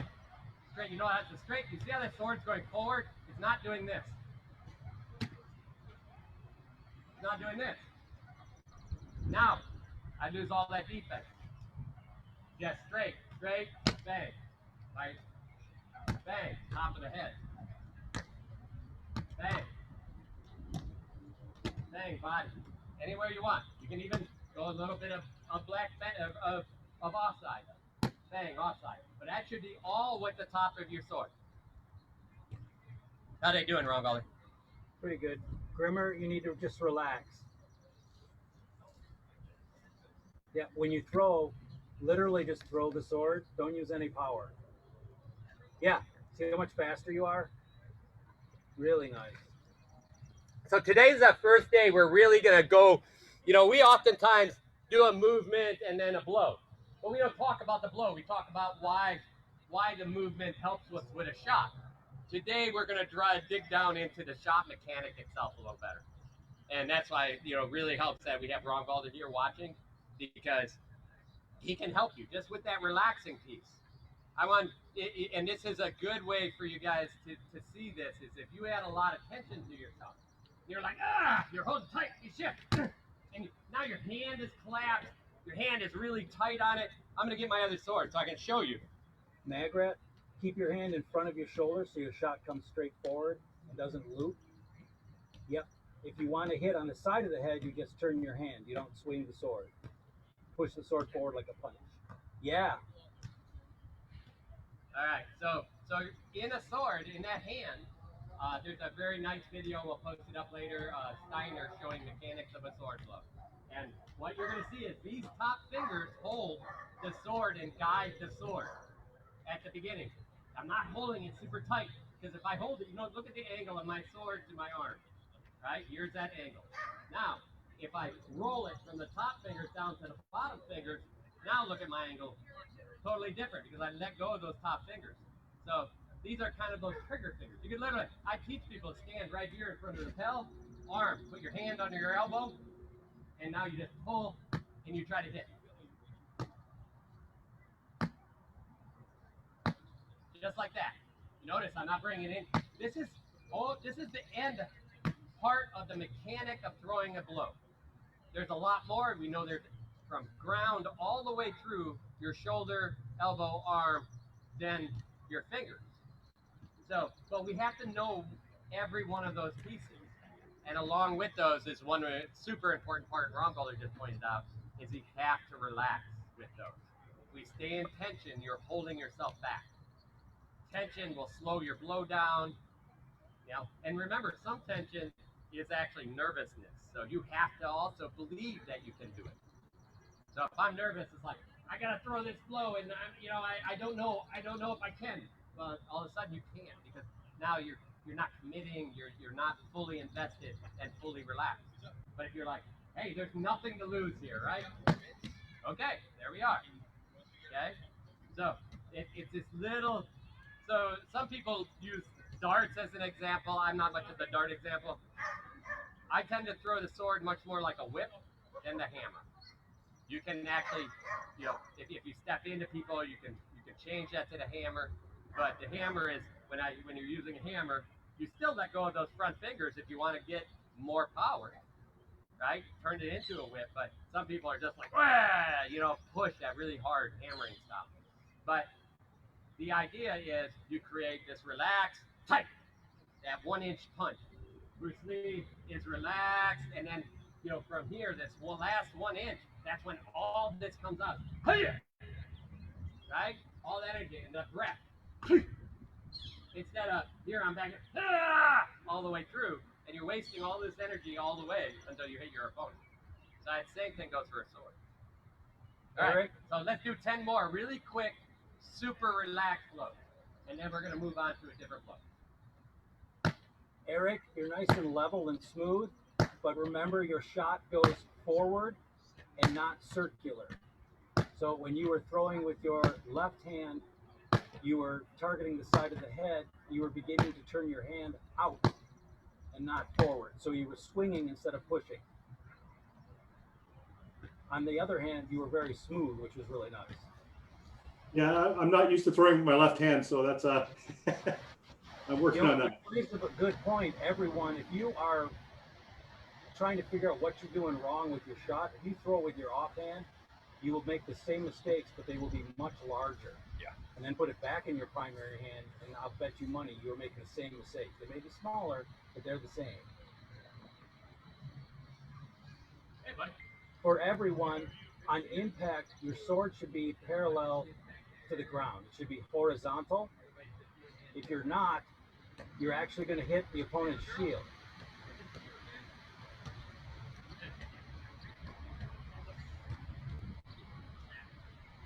Bridget, what will help you with that is if you make sure your right hip is cocked back a little and then push with that hip.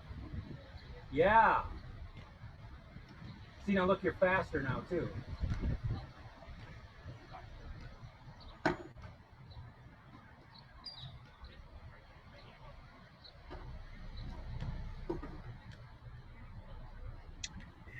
Hey, Ron Valder or Bronis?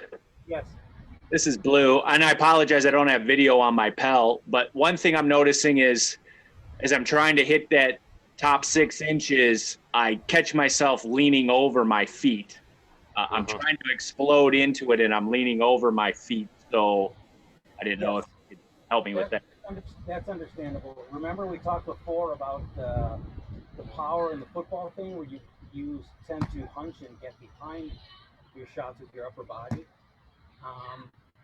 And we put the focus back on your hip. Mentally connect your right hip to your sword tip. So your right hip pushes that tip. So you stay up and see what that does for you. So if that hip's pushing and you want to go farther, you push the hip farther. Does that make sense? Got it. Yep, I'm gonna give it a try. Cool. All right, so one thing, I put a shield in front of the Pel here. I apologize. We still have to send some plans out for these, or they are on the internet. Louis made a beautiful Pel design. We'll get those plans out there as well. And if I don't, please remind me. When you're striking, again, it doesn't matter where you are.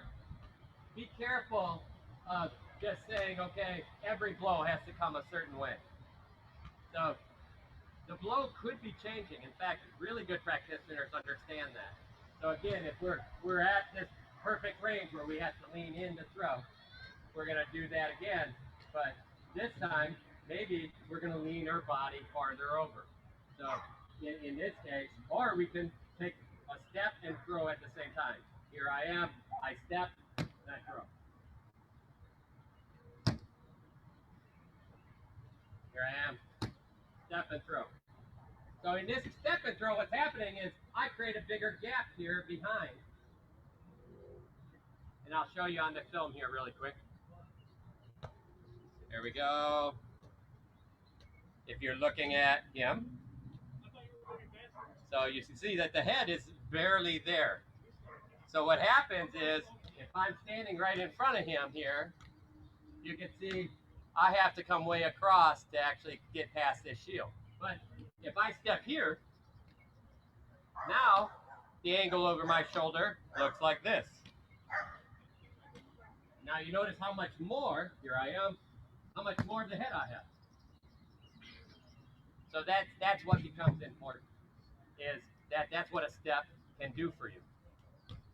So in this exercise, we're going to do a step and throw at the same time. And again, you're going to start from, in fact, in this one, if you want, you can start from about 6 inches more back, so I'm 6 inches away, and I'm going to step into a 45, 6 inches, and get that 6 inches back. Here I am. I'm just dropping. That's that drop step. Just like we do in a ladder. Okay? If you've not done this before, I suggest getting ready to throw and just take the step and don't throw the shot. Take a moment to see what you have for a target. Because once you change the angle, everything about your targets change. A lot of things open up, like he says, but you need to see them first. So just do the step to see the shot and come back. Do it a couple times. When you see it, then go ahead and step and throw. Again, top 6 inches of your sword.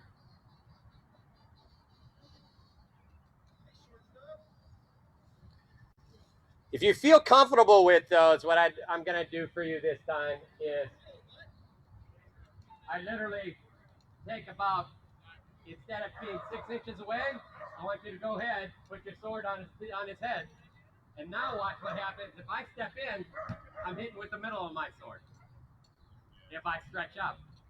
But what I want to do is I want to learn how to hit with the top part of my sword still. So I step in and I throw that shot. You notice, sometimes I just stand up, but I essentially I'll start this push and then I'll pull it in and create this lever. So this is a little harder. Okay, this is a little harder in that I have to pull that sword into me. So if you're looking, here's how I would normally throw. See how long this arm is?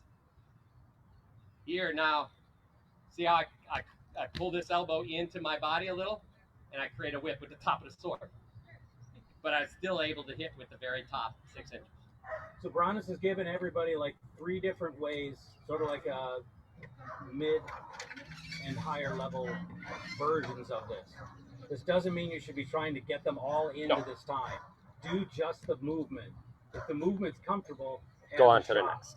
If the shot with the movement becomes consistent and comfortable, then you add the next step, then you add the next step. So he's given like 4 different layers here. Go to only the one that works. That's the one for you to practice on. Otherwise, you won't get the others. Exactly. So I would hope by now you guys have the drop step. So that one should be good. But the next piece is the drop step with the nice extended hitting with the top of the sword. If you can't consistently be relaxed and comfortable and hit with it, then relax. Then take a break for a second, shake everything off, reline up back on your Pell, and do it again. If you feel like you're, go ahead. Okay, so drop stepping to get the angle is legal in this case? Yep. Okay.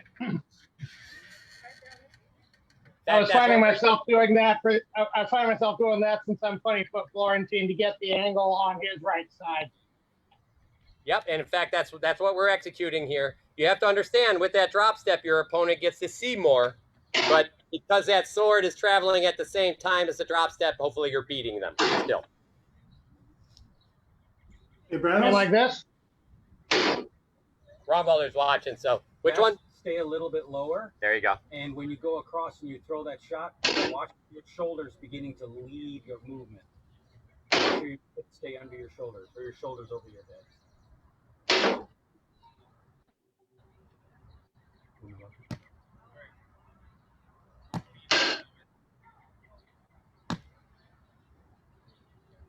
So really, your foot, you're leading with your hip, your sword's going with your hip, and then you're just delivering at the end.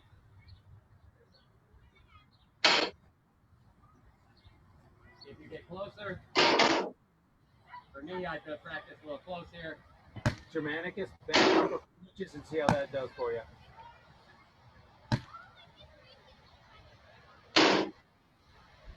Now you're getting a nice extension.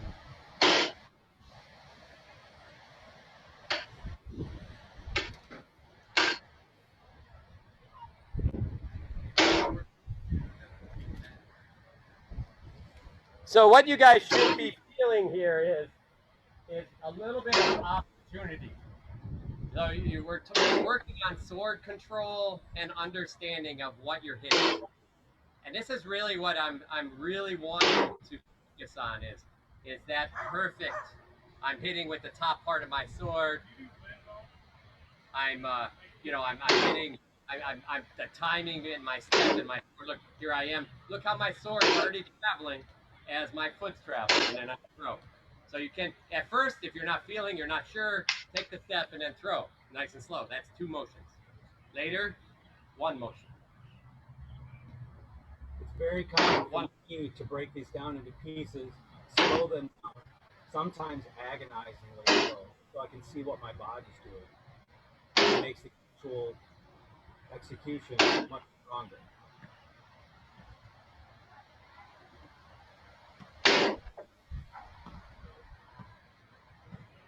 Ooh, I can see that doing something real nasty. I'm going to go help Romwalder. I'm going to go get a piece of plastic so Romwalder gets a shield. I'll be back, guys. Keep working. He's watching, so.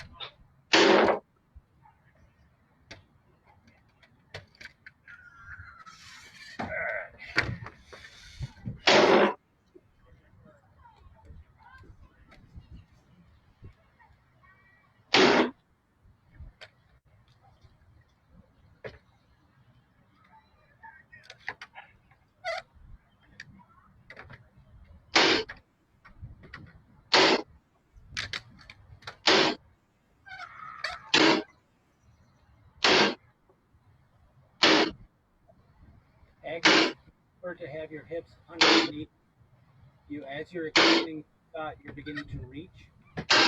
And because it's a higher target, you need to push your hip hard. So you kind of have 90 degrees body to your arm. So, okay. You're over here a little bit, and I'll put 2 of these over on this side. So,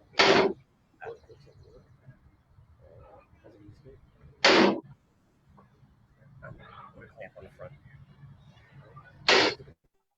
This table. It's at 90 degrees. So, no, just put the clamp and it's a holder. Yeah. Sorry, Brian Balder, I wasn't sure what you meant with the 90 degree. Okay. Is that a little better? Oh, yeah. Yeah? Okay. I'm going to go to the call and show, Agnes.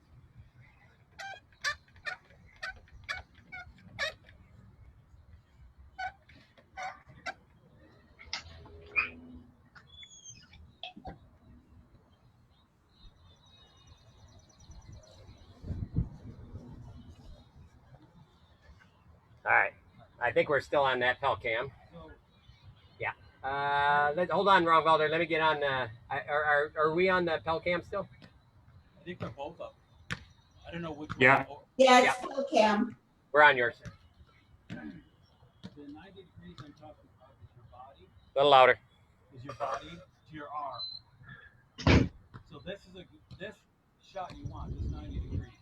So when we throw low, forgive me, I can't go as low. I can do it if you When need. low, you sit and you still throw your 90 degrees. When you throw straight, it's 90 degrees. Doesn't matter what the angle is, it's 90 degrees. If I want to throw higher to keep the 90 degrees, I push my hip under so I can keep my 90 degrees. That's how I throw high. If I just do this, keep this. Oh, hold on a sec. Bronis, I missed the part he said about the leaning back. I heard all the other 90 degrees is, but then he leaned back and said something and I missed it. Okay. So. Quiet? Yeah, just a little bit. And we can change if we want it. We can move that over. We could switch, or we could switch it too. So you maintain this 90. To get a higher shot, you keep the 90 degrees. But Okay. hip to get the 90. If I keep myself balanced like this, straight, my arm's above 90 degrees, so it has no power in it now. It's just arm power. I disconnect it. Okay? So what you watch for here is when we do this shot and you take your step, a number of things can happen.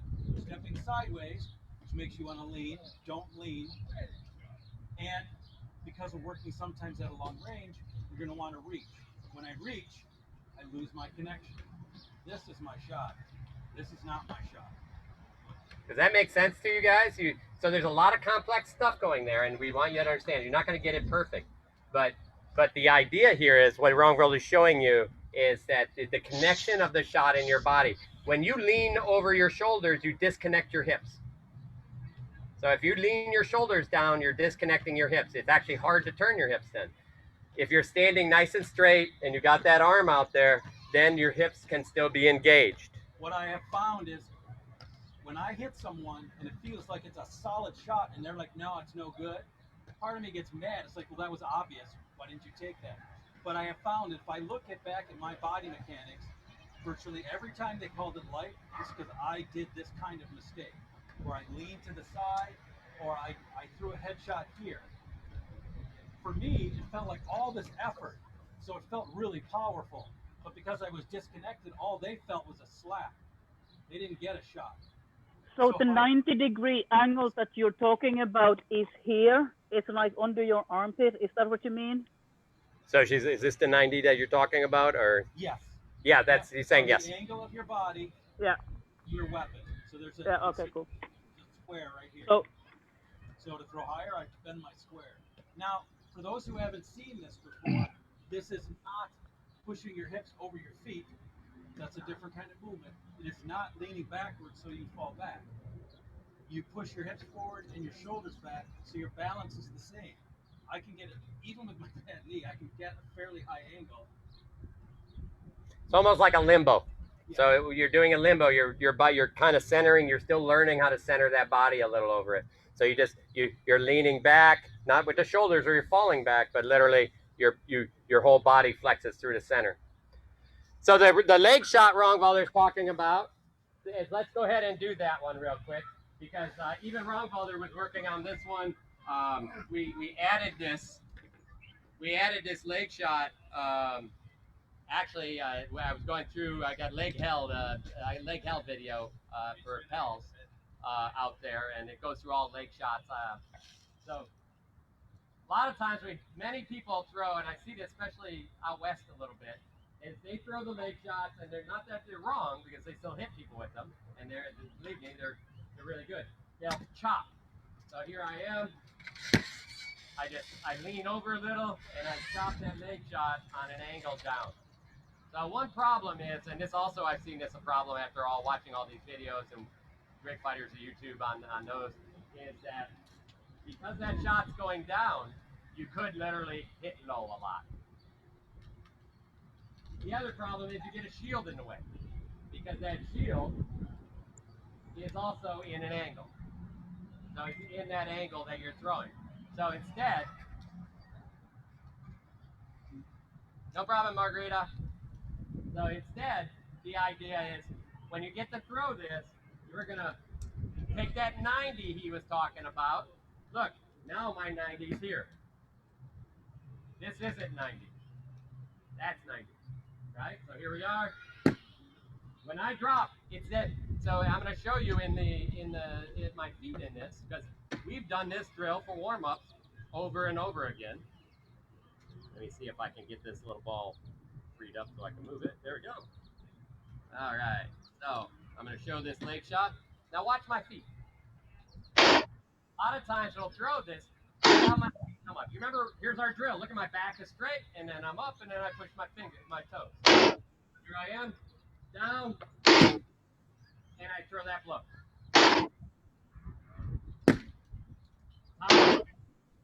Top 6 inches of the floor. The good part here is that under that shield. So it is this. I drop, it is. My sword comes around. Here I am, look at the sword here. And my elbow comes into my body, and I squeeze. The sword is completely in front of my body. Now get on my toes. My back foot here, watch how I turn it at the end. Here I am. I turn on the strike. Allows my hip to free up. So if I hit the Pel from over here, you guys can see it. Here I am. I drop.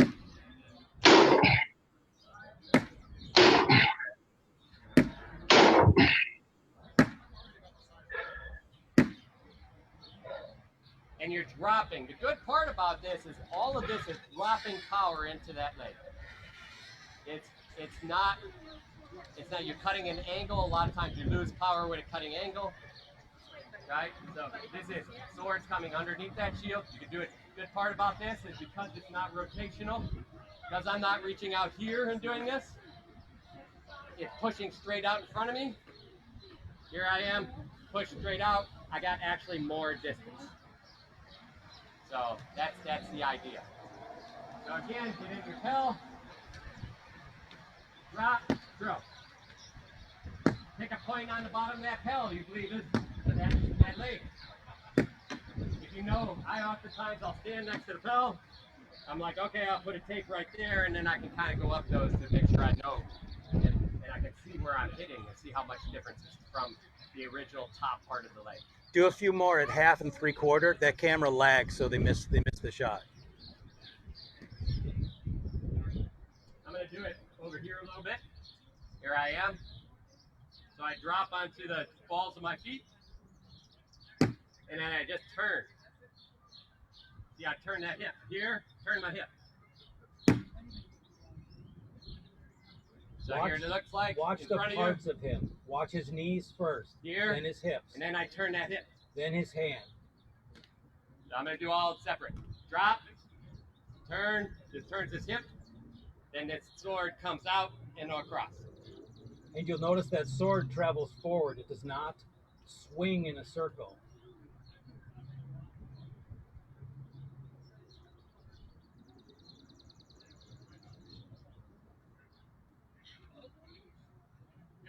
If you swing in a circle, it becomes predictable, easier to block, and you lose distance. So if you watch my hand, it is literally almost reaching across my body. So it's on this side of my body, on my shield side. Does the sword tip make a circle? The tip does, you are correct, because there has to be a sideways motion, but the motion comes not from your shoulder and arm swinging across. It comes from you. Remember what he was showing before where he just pulled his fingers in to drop that shot on the head? This is the exact same motion, except it's done palm up, so the sword swings sideways. So all your force from that looks really good, Agnes. So the hip, shoulder, get behind the hand, everything travels forward. You pull those bottom fingers in, and the sword swings.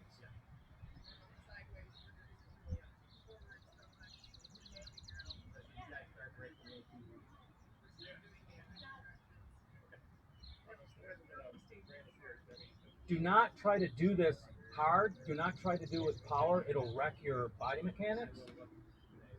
Do it with proper body mechanics, and the weapon's acceleration makes it hit really hard. Abelard, bring your back foot in so you're not so spread out. It should feel like a comfortable little squat. You could even come in farther.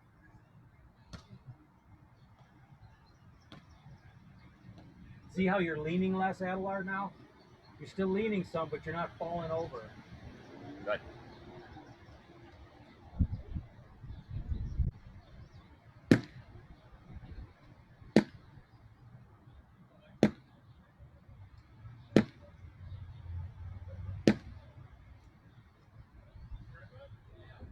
Germanicus, remember to push your hip when you throw the shot.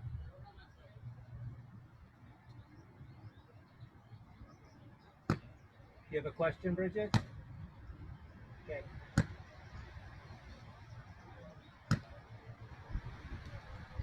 Catulio, don't lean, just sit straight down and push the weapon forward, not across. The pull of your backhand will make you can actually step back almost another foot and still get a good shot. Look how far forward you're shooting now. That's really nice. So step back more if you can. Yeah. See how it's not slicing now? It's chopping. It's hitting much harder. Yeah. Gazi, turn that off this elbow in. Rongwalder, I think also Bridget is trying to undo the stuff, my stance. We talked about it yesterday. Yeah. Laughing. That's exactly what it is. I might be taking a break too. She's reminding me of me wandering around, taking a look at the camera while I breathe.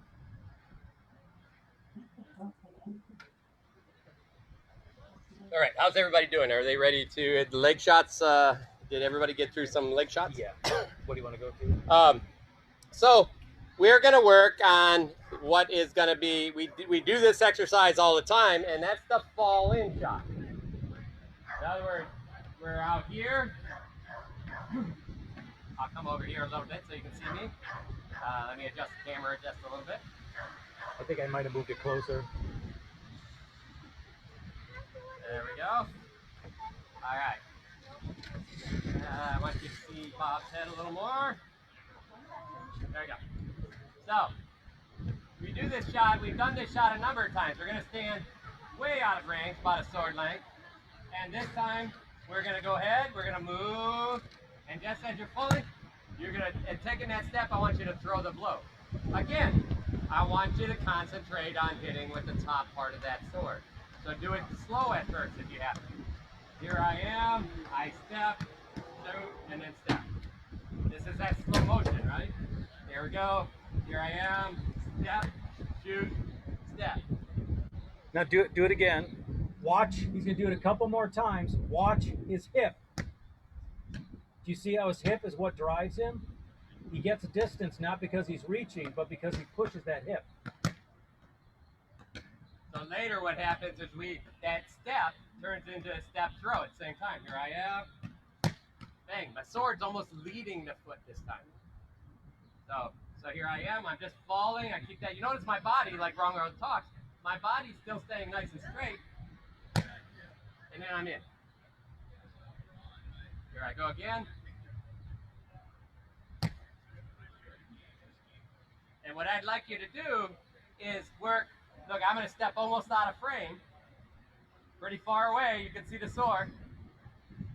And here I go, I'm going to lean. And then I'm in. So that time I had to lean, and I really have to trust myself. Because this is like a big step. Okay? So like when we practice in our drill, that I'm leaning and then I'm shooting really far. This is the same thing that's happening. Like if I were, this is just a passing step. I'm leaning, and then I shoot really far. So now we're doing that on the pelt. What I don't want to see is somebody here. Oh, look, I hit with the wrong part of the sword. We want to hit with the right part of the sword. This becomes important because your opponent may actually be moving on you. So if he's moving forward and I'm in this in between and I take a big fall, I cramp this sword up a little so I can still hit with that top. Okay? And then I'm still ready. I don't care. But the idea is that, you know, you're hitting with the part of the sword that you're trying to hit with. So, you know, you can change those distances. Okay? And then I can be this close. I'm going to take a slightly less of a step. I can be this close. I can't take a step. And in fact, if I throw normal, it's going to be here. But instead, I'm going to lean back just a little bit, sit back in the pocket, and then I'm going to throw that. Right? You can see I can still create that range. That's important when you're, especially in here. I'm close to my opponent. You know, everything's here. It's all garbage.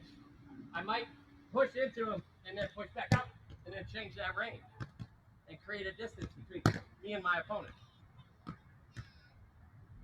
So here, what we're learning today is how to really think about your weapon and what you're hitting with. A lot of times we don't even think about that. And it's very important. I mean, Romwalder will put the top of his sword on any point that he wants to. And it's a point of an elbow, it's a point of the back shoulder, you know, point of the head. He can put those spots, but he knows exactly what part of the sword he's hitting with. So we have to understand that as well. So sometimes opponent steps in, they get a little close, that means you have to shorten your shot. That means you may have to sit back into the pocket a little and throw as he's stepping forward. So if he was stepping forward, right, I might even take a little step back. He stepped forward, and then I throw. So you can see I'm a little cocked in here because I want to hit it with the top of my sword. Eric, get the shot to hit just before your back foot leaves the ground. So, again, yeah, we're going to go all the way back to the It's first not shot. when the front foot hits the ground. It's when the back foot almost is leaving the ground. Bang. Then bang, step, step. Yep. You can see I'm going to do it really slow. Here we go. This time I'm starting to push that weapon. I'm starting to push the weapon, bang. As that foot leaves the ground, the weapon is literally in the throat. That's the ultimate place to get into that falling, what they call for me, that, oh, he teleported in the range. I didn't teleport in the range. What I did is I covered my movement. I'm throwing the blow before my feet actually move. My body is moving towards the opponent, but because it's moving in a straight line, they don't see it. As soon as I start moving this foot, though, then they can see it because it breaks the line of perception. Remember, the movement here is your hip. So you want to sit low so you can extend, and then you drive your hip forward. This is not falling with the shoulders. This is pushing with the hips. When your hips get off your foot, you fire the shot, and then you take your 2 quick steps to get back into stance.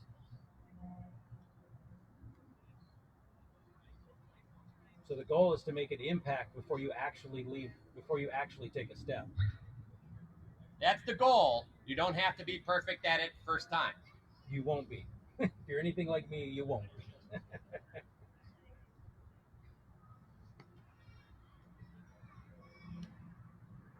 Okay, so we're gonna work this one a little bit. Ronvalder's gonna watch you guys, and then we're gonna add a backward step and throw.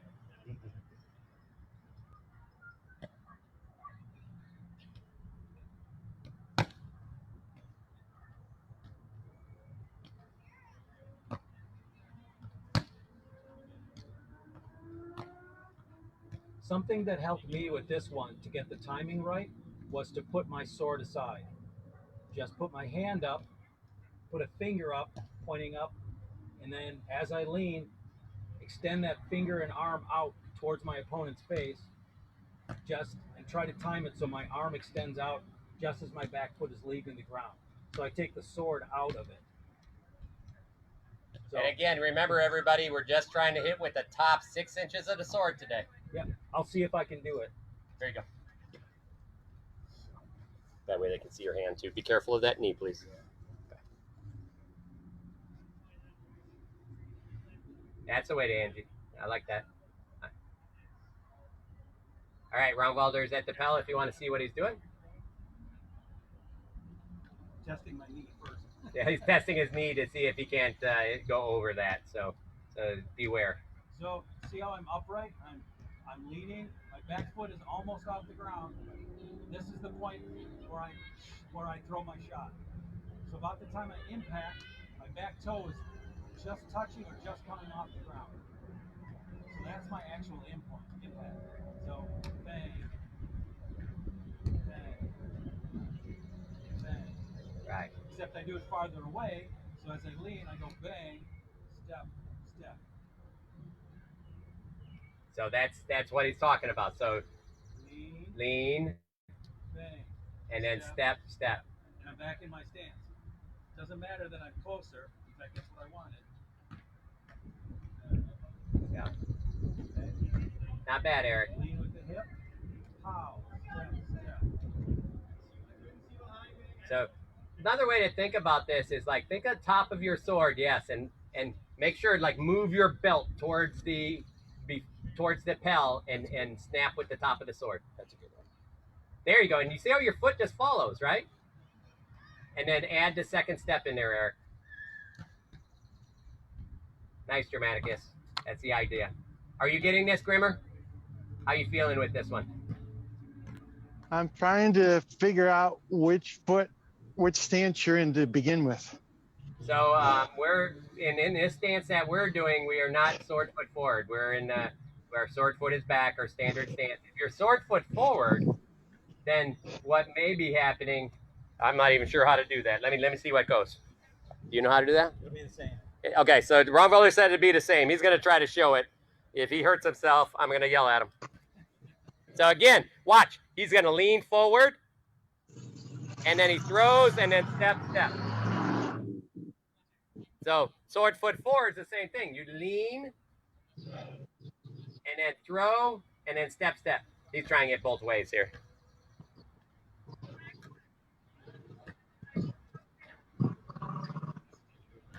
There's no step before the shot. step before the shot. Right. There's no step before the shot. You should be literally falling into that pelt.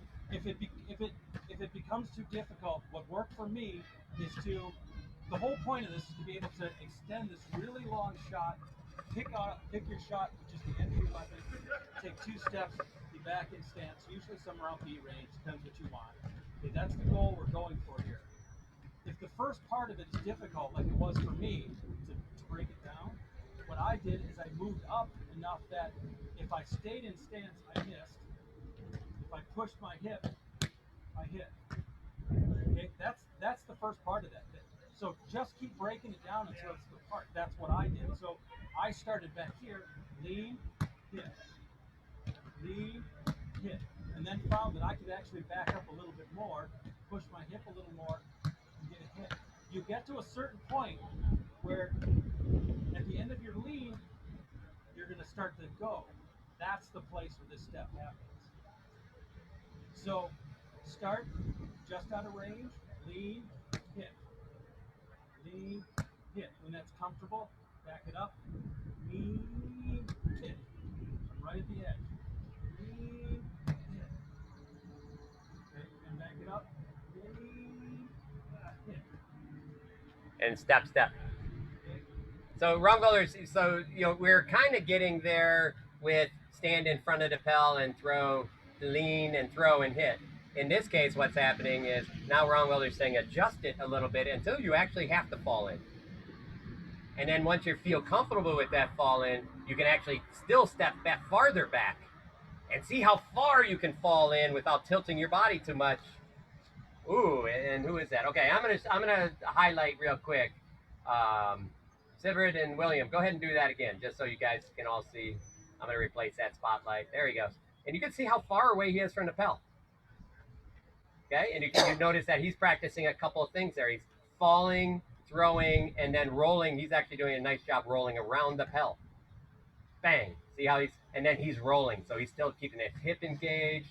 I really love it that he added that roll around. He's feeling comfortable enough to do that. And now he's ready to, good, nice. That's the way, Sigrid. See? And then you can just belly up. And remember, when you belly up to somebody, now you have that drop leg shot we showed you earlier. Okay? So there's so many ways to enhance this. But in the end here, do like Ron Gully said. Our first step was, if I lean forward, I hit the pel. Now I'm going to take 4 inches back with my foot. I'm going to lean farther forward and hit the pel. Okay, I don't have to fall over yet. I'm going to take 4 inches more. I'm going to lean over. Oh, I'm going to hit the pel and fall on. Now I'm going to just take a little short step, bang, bang, with the 2 steps, and now you're having to fall, and you're building into that, and then later you can take another 4 inches, and now that step becomes bigger as you fall in. Because all those are good shots Because anyway. all of those are the same shot, but now we're just traveling a longer distance. And really what you're working on is your time and that last 6 inches of your sword. So really nice job, Sigrid, on the last 6 inches of your sword there. That's nice. All right. So we're watching some other folks. I'm going to go to a viewer.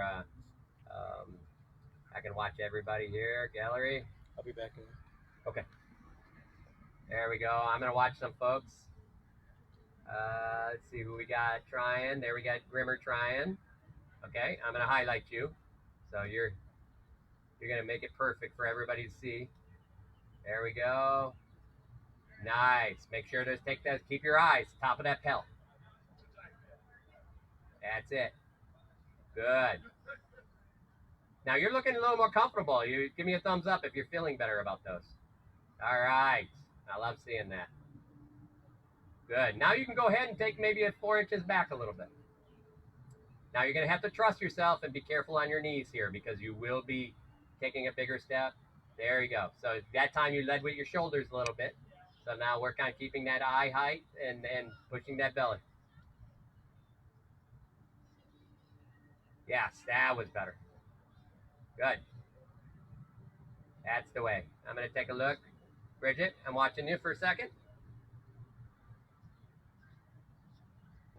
Yeah, that's fine. Right there. You see now you just go a little bit out of range, and then you went and did that little step you know, as you needed it. And that's the idea. So now you can add another 4 inches to that, and let's see, travel a little farther. She's like, oh, I don't want to add another 4 inches to that. I think you still have me highlighted. Yeah, that's it. Go ahead and fall as you're throwing that shot. So I'm going to highlight Angie, though, here real quick, and I'm watching Bridget, though. There we go. Good. Angie, yours, I've been watching you a little bit. Those look really good. Good. So, Bridget, take that hand up nice and high. All right. Good. And just be careful. All right, Angie, I want to see the long step.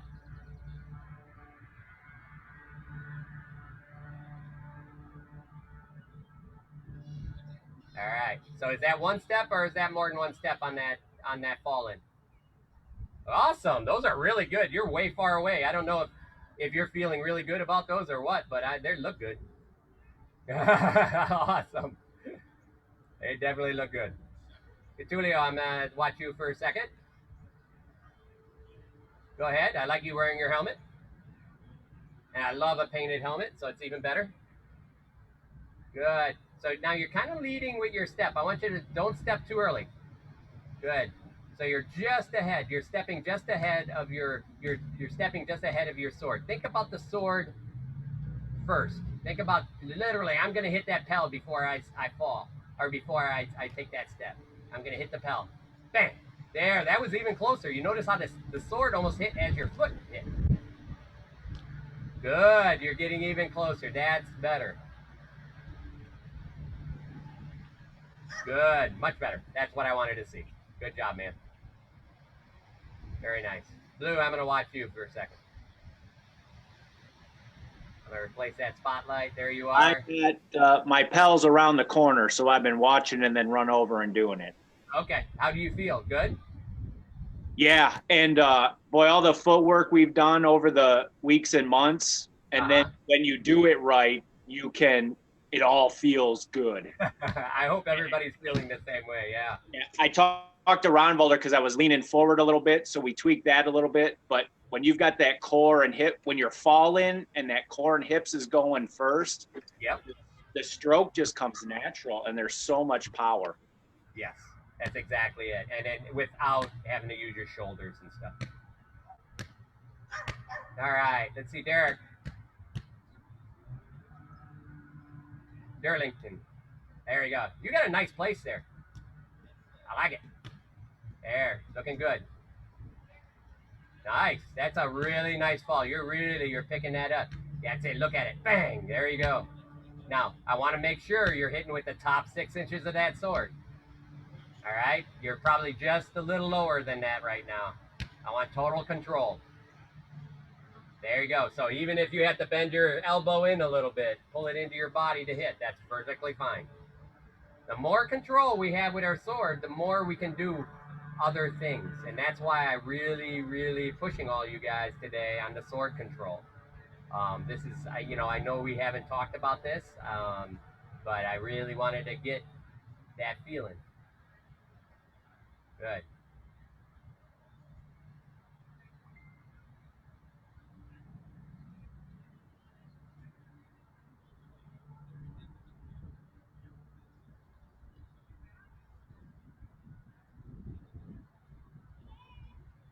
Good. Abelard, I want you, so next time, next week, so we know you're throwing high in the, because I know you're in the basement, so you have to hold your hand low. I want you to just grab like a 6-inch stick. All right, let's see it better there. Yeah, a little higher on that. So you see how you're turning your front foot in? You don't want to do that. There we go. There we are. Good. Hand up a little higher. There we go. Right in the shoulder, right there. And fall and throw. There we go. Good. That's what I wanted to see. Your timing is very good. That's not bad at all. That's it. Very nice. Yeah. And go ahead. Yeah. That's in top part of just in. Doesn't matter the length of your weapon here, everybody. Remember, strike with just the top of the weapon. I will warn everybody, this is brutal on your thrusting tips, so beware. All right, going back to gallery. All right, I'm gonna highlight our striking pal, but I'm gonna watch. I'm gonna watch Bess here. This is on. I'm just highlighting our striking pal. So go ahead, Bess. I want to go ahead and watch you a little bit.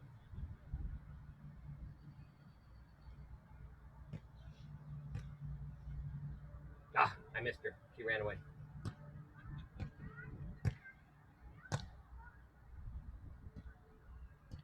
So I'm hoping everybody's getting a little better understanding of the top of their sword. So we're gonna move on to the next piece here real quick. Uh-oh, Bess must have got a box, so she's unpacking. I got a delivery. It's so exciting. It's like Christmas there. What the hell is this? Uh-oh. Somebody sent me candy. Is it American candy? I don't know, but there's so much of it. Oh, look at that. You must have said something about candy at some point. Oh my God. Like, is it this? What? Ah, now you gotta have to figure it out, eh? It's a mystery. Those are the best. This is fabulous. I don't know. All right, so we're gonna try another shot, and this is gonna be falling back. So you're gonna get right on the Pell, and I'm gonna show you a couple of things before you go into this. But at the end, I'm just gonna show you the simple version, but I'm gonna show you how we can use it better. All right, so I'm going over to the video, the Pell. Here we are. So in this case, what we're gonna pretend is that somebody is on top of you. So in other words, we're in close form here. This becomes very hard. So what we want to do is we want to stop this person. We can stop this person a lot of times by making it think you're going to go to their legs. So you can literally get a little drop. Or you can do this side to side. But what this little drop does is it pulls them down. It'll pull that shield down and it'll push tension into your opponent. So you get this little drop, and then you're just falling back and striking. So, what we're going to actually practice here is take that butt, fall, strike with the top 6 inches of your sword. Here we go. Fall, strike. You good? Ready? Fall, strike. So now we have this. We have this perfect timing of if I strike, I fall out too fast, I miss. So we have fall, strike.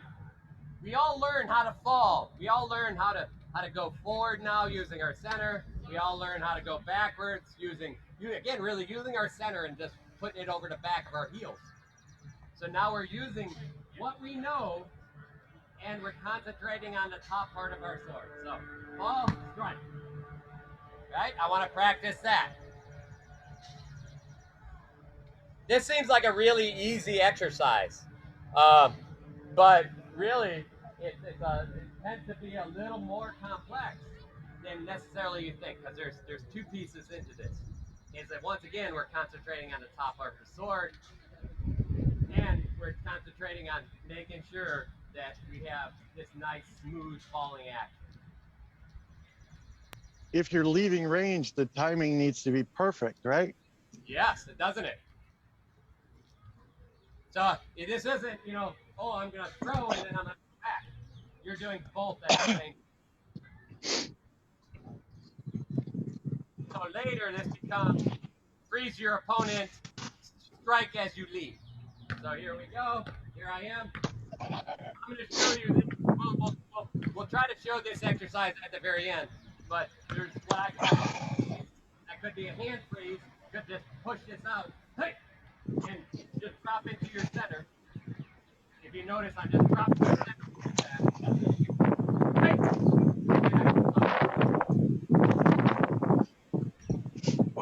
We're losing what he's saying because of wind on the microphone. Yeah, if it's windy somewhere, guys,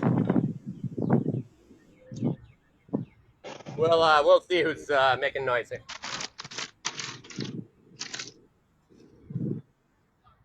There you go. Thanks, Grimmer. Grimmer lives in the Windy City, so.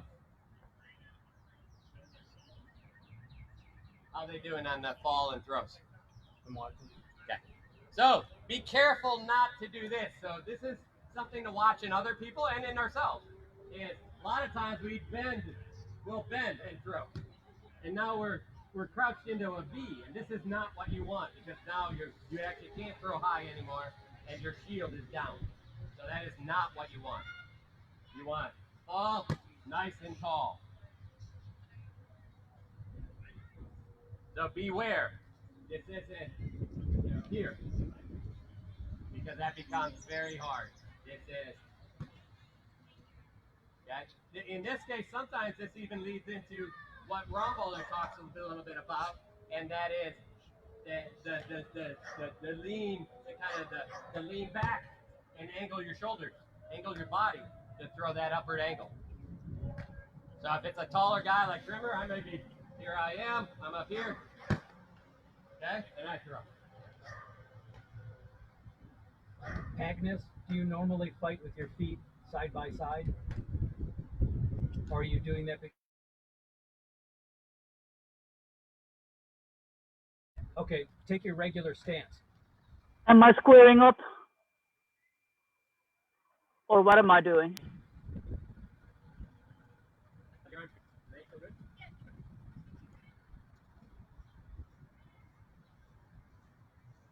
Remember, the key in these exercises, all the other pieces of these exercises, you guys pretty much know, because it's mostly just using your feet to do something. So you guys, after all this time, should start feeling that integration of, I know exactly where my center is, I can do stuff. So in this exercise, we're really focusing on the end of the sword, hitting that last. That looks a lot better, Agnes. Does that feel better? Excellent.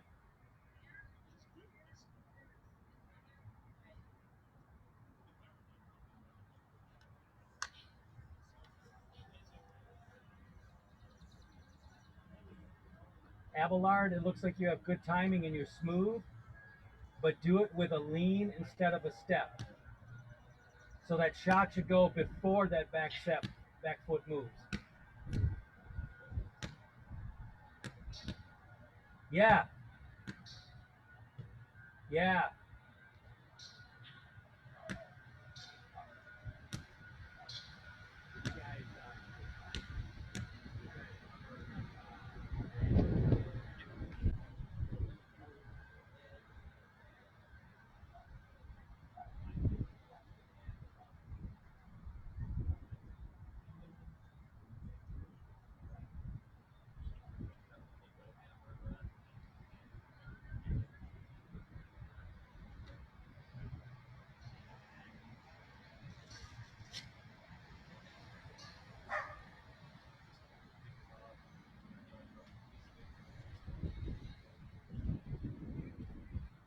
That was it, Beth. That last one was on it. You were falling backwards as you threw forward. That was it.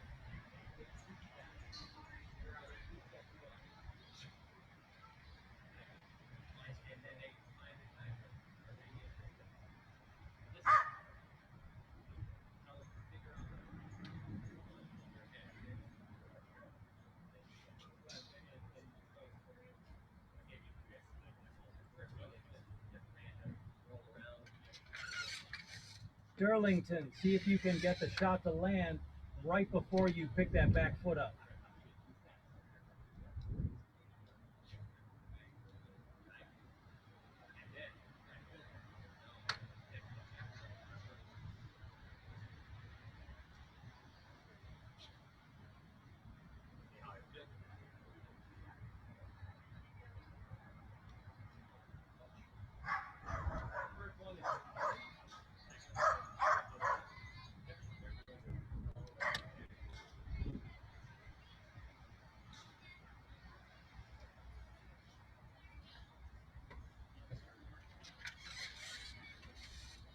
Sivert and Williams, you just both made the adjustment I was going to recommend. That was nice. Yeah, those guys are working hard. They're really they're doing some really nice stuff. All right, how's everybody's arms feeling? This is the first day of a lot of throwing. I don't want to push everybody's shoulders. I don't mind pushing people's legs a little bit. Shoulders get a lot more picky. So if you get to that point where you feel like, okay, I'm not feeling comfortable, then that point is, okay, we're done with that. If you want to keep going, you could still, without throwing, still engage the hip. I could literally like, okay, I'm not gonna throw anymore. I'm just gonna push and then fall back. This is a good one. Those are looking really good, Beth. There we go. You can push out, and then jump back. So if you're already you're tired in the arms or your shoulders are starting to burn, stop. Just do stuff like that.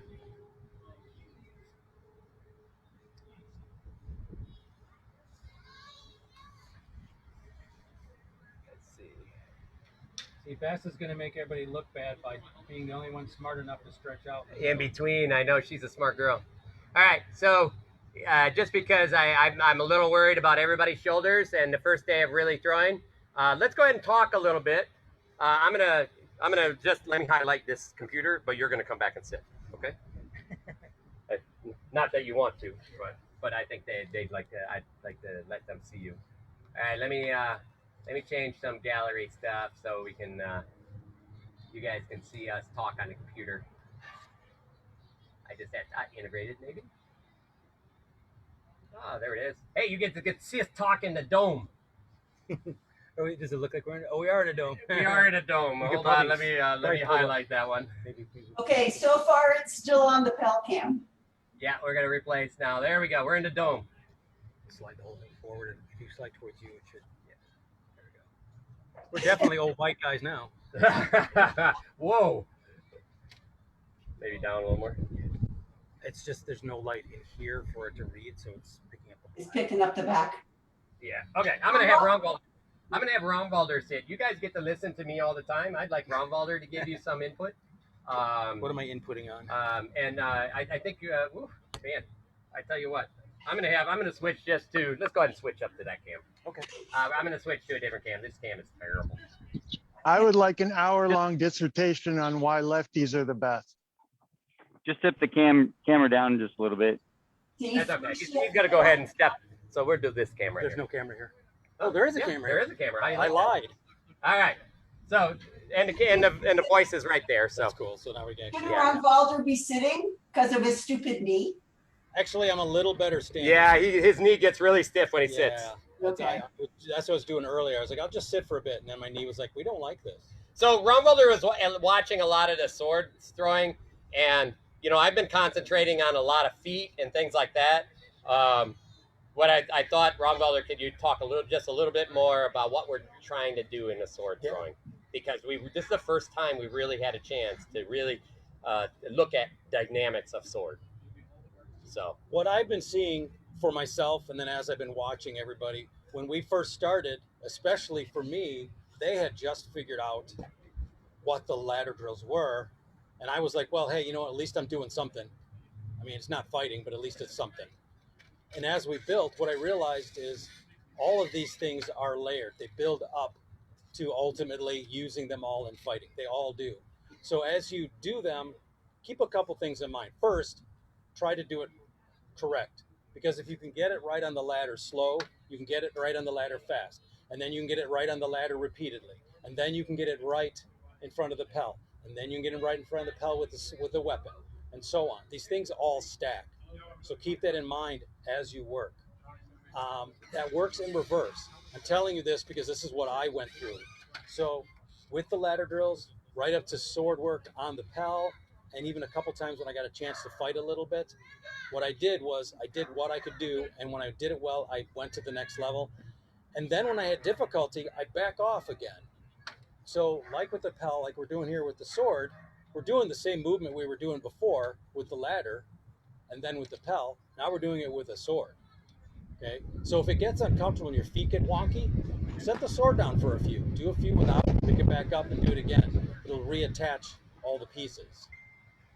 Okay, with the sword itself, some of the stuff we want to keep in mind is look for cues that you can attach together. That's what works for me. That's what I'm telling you is what works for me.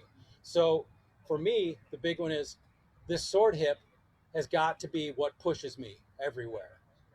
So, and then with the weapon, we want to drive the tip. So what I've done is mentally, I use my hip to push my tip. So I don't have to think about, I got the sword, but I didn't get the hip. I got the hip, but I didn't get the sword. Another the same thing now. The hip pushes the sword. The hip pushes the sword. The hip pushes the sword every time. So everywhere I go, this steers me and steers the tip.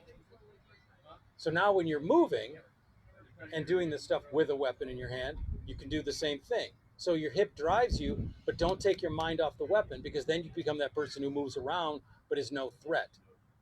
Okay, so as you take your stance and your weapon comes up, feel this hip pushing the tip. So when you move, you realign that sword and tip with a new spot on your opponent. Wherever you're going, that hip is pushing that tip to point in a new place. That's one of the ways that I threaten an opponent, is as opposed to just moving and leaning around, I do it by pushing this hip through the tip. So I don't actually have to move. I don't do this. I literally point my hip in different places, and they can feel I'm ready to throw there. The reason they feel it is because that's how I start a real shot. So this motion is just like a real shot, but I can still go elsewhere. So that's what I'm seeing as an overall thing, and something to keep in mind as we do this all the way up. And even right when we all start fighting again, it'll be the same thing. Go out, try it with fights, and when it gets awkward, begin to remove pieces. Well, let's just move around with weapon, shield, and helmet and on and see, and then add shots back in. Just one of you add shots. So work on your layers. So give me questions. Cool, everybody's an expert.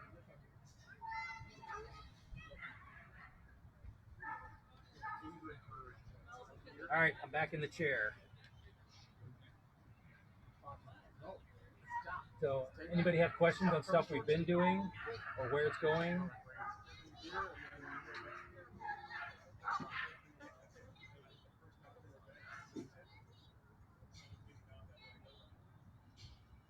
Hey, everybody's got it figured out. Yay! I don't think we all have it figured out. We're just processing. Good. I think that's good. So since we're doing that, and I talked about what I've seen and what works for me, have others come across ways that are different from mine that have worked for them? Because we don't all learn the same way.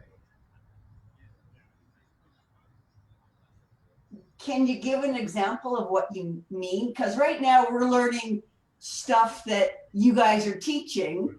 So I'm learning it from you guys, but I've learned other things from other people differently. So I'm not quite sure what your question is. About how others learn. So as we've gone through these things, a lot of you have been here for a while. And what I was explaining is, as I've gone through it along with you guys, and a little bit earlier, the steps and the things that I learned in doing it, as opposed to just going through the steps, what's the purpose here? Other people learn differently, so I'm wondering if, as we've gone through this, have people come across things that work for them. I know Bess and I spoke before about the lava pit. Yeah. So I really like that one because she is, one of her learning methods is visual. So we talked about the crossover step, if you guys remember, that goes from outside of the ladder to outside of the ladder, if you all remember that one. We were having some difficulty because I was not communicating it well, and then we realized that because she's visual, what we did was we imagined that the ladder was a lava pit. So as she leaned over the lava pit, she did her crossover step nice and long to the other side of the lava pit, because we don't want to step in a lava pit. So that visualization worked for her. It's one that's worked for me for like movement. I will pretend that I'm sitting in one of those wheeled office chairs, you know, because that reminds me to squat and to push things around with my hips and to relax. So for me, it worked well because it combined three things into one thing. I sit in the office chair and slide around. That means I'm squatting, I'm relaxed, and I'm steering with my hips. But I don't have to think squat, steer with your hips, blah, blah, blah.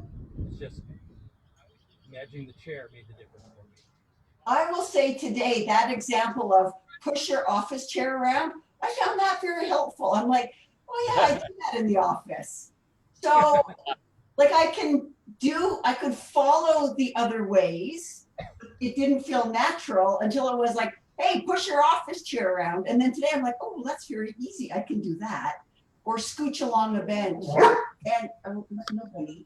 And the other thing I particularly find very helpful is, for myself, I'm following along with the ladder drills, like I'm taking them on faith. I'm just doing them. But very much I appreciate seeing, like when Bronis and Saab will say, well, this is how we use them, or how we can incorporate this thing into movement, into a fight. Because otherwise, I'm not gonna lie, there have been times I've been here at home looking at some of my graphs going, yeah, okay, I'm gonna do these, but they seem stupid. Yeah. Oh no, and it's funny. I agree with that, and that's why I want to show. You know, it's like that in and out drill. I'm like, what the hell? I get the agility out of that and stuff, but what is it going to be used for? And then one day where Saib was working on fakes and stuff, and she's in front of it, she's like, and I'm like, she's like, hey, there's that in and out, because it's like you start here, and then all of a sudden you shift either side. It's like here, and then here, and it's like you're like. You kind of, both feet are kind of going out from this position. And I was like, oh, you're right. They do that. So all of a sudden it's like, okay, I think there's a lot of these footwork pieces that we actually do, like, you know, just this simple gathering step out here. I did it all the time. And you know, or that drop step right here's like, I do that all the time. But we didn't know what to call it. So some of the things we're doing, we don't know what to call, and then I want to make sure that everybody understands how they can fit in and why to use one over the other. So this drop step allows me to get to here. You know, that maybe this all of a sudden I push over here, and this shuffle step allows me to get way over here. Or I push, and this back step allows me to get way over here. You know, so I can try those things. I actually do that with people that flow really well with me. Is like I'll be going sideways, and then I'll do a back step, and then all of a sudden I'm another 1.5 feet in front of them because they're still doing a shuffle step. So, you know, those are the types of things we want to understand and put in our style. The front jab step, totally useful. Done it and worked super easy. We just don't do it in the SCA much. You know, that in out step, that's a great way. That's no different than my drop kind of stomp step. And I've been doing the stomp step for a long time, but this one gets me, legs are not stretched apart. It's bang, and then I can come back. So instead of stretch and then come back, I'm actually just, and that to an opponent, they're like, whoa, he's coming at me. That's all I'm looking for. So, doing the falling out shot, I realized that I was doing the jump back step. Exactly. The ladder rung, and yeah, I had never done that before in a fight. Yeah, that's why it's one of the reasons I had people doing things backwards, because I found that long lunge forward followed by the short step back is something that I need to work on. But the backwards one was actually one that I do frequently. When somebody would come forward, I can do a long lunge back. It feels like I've dropped out of range, just out of range. The person tends to slow, and then I can half step in and get my shot because now they've stopped moving. So that's one of the reasons I did that. And then we, of course, realized all of them can be done backwards. So Bess is exactly right. It helps a lot to imagine your opponent. You have an opponent in front of you as you do these. Even the 180-degree turn going left to right makes more sense when you imagine somebody coming forward at an angle and you turn 180 degrees past them. So it helped me a lot to visualize my opponent. One of the things I found. Go ahead. One of the things one of the things I found was it was just useful when we realized that, oh, this is actually just this step from the ladder drill, to just actually say that, because all of a sudden you're like, just like today, the very last thing we were doing, the fall out and throw a shot, all it is a drop step backwards and then throw and on your throw. Once I realized, oh, that's all that is, we've been doing that on the ladder, all of a sudden that's when, all of a sudden it worked. Yes. And so sometimes just realizing, oh, this is exactly what we've been, so sometimes we don't say this is what we're doing on the ladder, but it all attaches together. Yeah, and so the biggest thing for me is sometimes I will, once I realize this is just exactly the same as the ladder, then all of a sudden it falls. But for me, sometimes it doesn't make the connection automatically. I don't know why. And I understand that. For me, it didn't either. Just doing the ladder was like, well, like I said, hey, I'm glad I'm doing something, but this isn't fighting. And then as we built and started applying things, movement stuff onto the Pell and then the walking drills, you realize it's vital. Those ladder drills are the basics for what we're doing. So that's why I keep reiterating, when something gets difficult or Bronis is giving these more advanced versions of a thing, if they feel too awkward, that's fine. Just back up, just remove pieces back to the one that's comfortable. And there have been times where I've been doing a few of them on the Pell and literally set weapon and shield down and went back and did it on the ladder until it felt right, then took it back to the Pell, and then picked my weapon and shield back up again. Because I'm trying to get all these little pieces right. And all you know is something's wrong. Well, take out pieces until you know what it is. And that just makes you a better martial artist, right? Because now you can actually really figure it out for yourself a bit. And if you can figure it out for yourself, you can really help somebody else understand it better. And that's, again, these practices, I'm not doing these just because we all have to work out and that, and that, I want to have a good practice with everybody because I enjoy it. But I'm also trying to make you all better trainers for everybody else. And, I have, I can almost guarantee you after all this is done, most of you probably know a lot more than many other people around you. And you'd be surprised what even senior, very good fighters don't really know. They're doing stuff out of instinct and out of being maybe having athletic ability. But in this case, what's happening is you're learning how, and that helps you do all of those building blocks, and that's why I keep adding something a little bit every week. And if it's breath or anything else, it's because I want you to start thinking about these things, because they're all tools to teach somebody else later. And if you start understanding them and know they're important, you're going to start adding them into your repertoire of stuff. So that's why sometimes I'll present something relatively complex at the very end of something, just because I want you guys to, we're not going to practice it. You're just going to go home, you're going to think about it a little bit, and then in a week, we'll probably end, because now you're like, oh, I had time to think about that, so it's not scaring me. It's not something brand new. I had time to think about it, now I'm willing to try it. At least now you know, even if you're not at that level, you know where it's headed. So Yep. you know that if you work on the more basic things, you will be able to do this. If you don't do the basics and skip to it, you won't get it. So it has to come back to that. So I've got a question about sword tip well, motion. it's I think it's about 4 o'clock, or say sword tip motion. Oh yes, go ahead. Yeah. So what's the question? So when you are connecting your hips to your sword motion, do you circle your tip at all, or do you like to keep it still? Do I like to keep the sword still? Or the sword tip still, or do you like to move it in little circles and keep it in constant? I don't like to move in little circles. The little circles, when the weapon's right at the forward point, it can't throw. The way for it to throw from the forward point is for it to roll back and throw. Okay. Some people do it to keep their hands relaxed, I think. I've seen other people try to hide fakes in them. The problem with any kind of a sword fake is it's useless, because you have to commit the weapon to the fake. If the weapon's committed to the fake and then you correct for your shot, you had to do the correction and then you're past the fake. It's too late. it's not going to work anymore. So your threats have to all come, I find, from this hip and from the body, not from the weapon. So now you will see me do weird things with the sword. Bronis has done some weird things with it too. Yep. But that's after we figured these things out. Once we understood this is the best way to do it, then you figure out where you can break the rules. It's like anything, right? You figure out the rules, you learn them, and then you break the rules. So that's what we'll do. I'll give you a quick example. I'm going to turn to his side. You're going to give a quick example on me.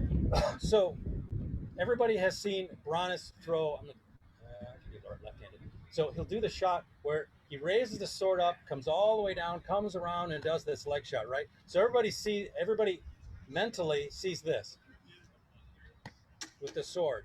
What he does is he brings the sword up out of position and then sits in his shot, pulls his hand back where it belongs, and pushes it out. He's just doing this shot.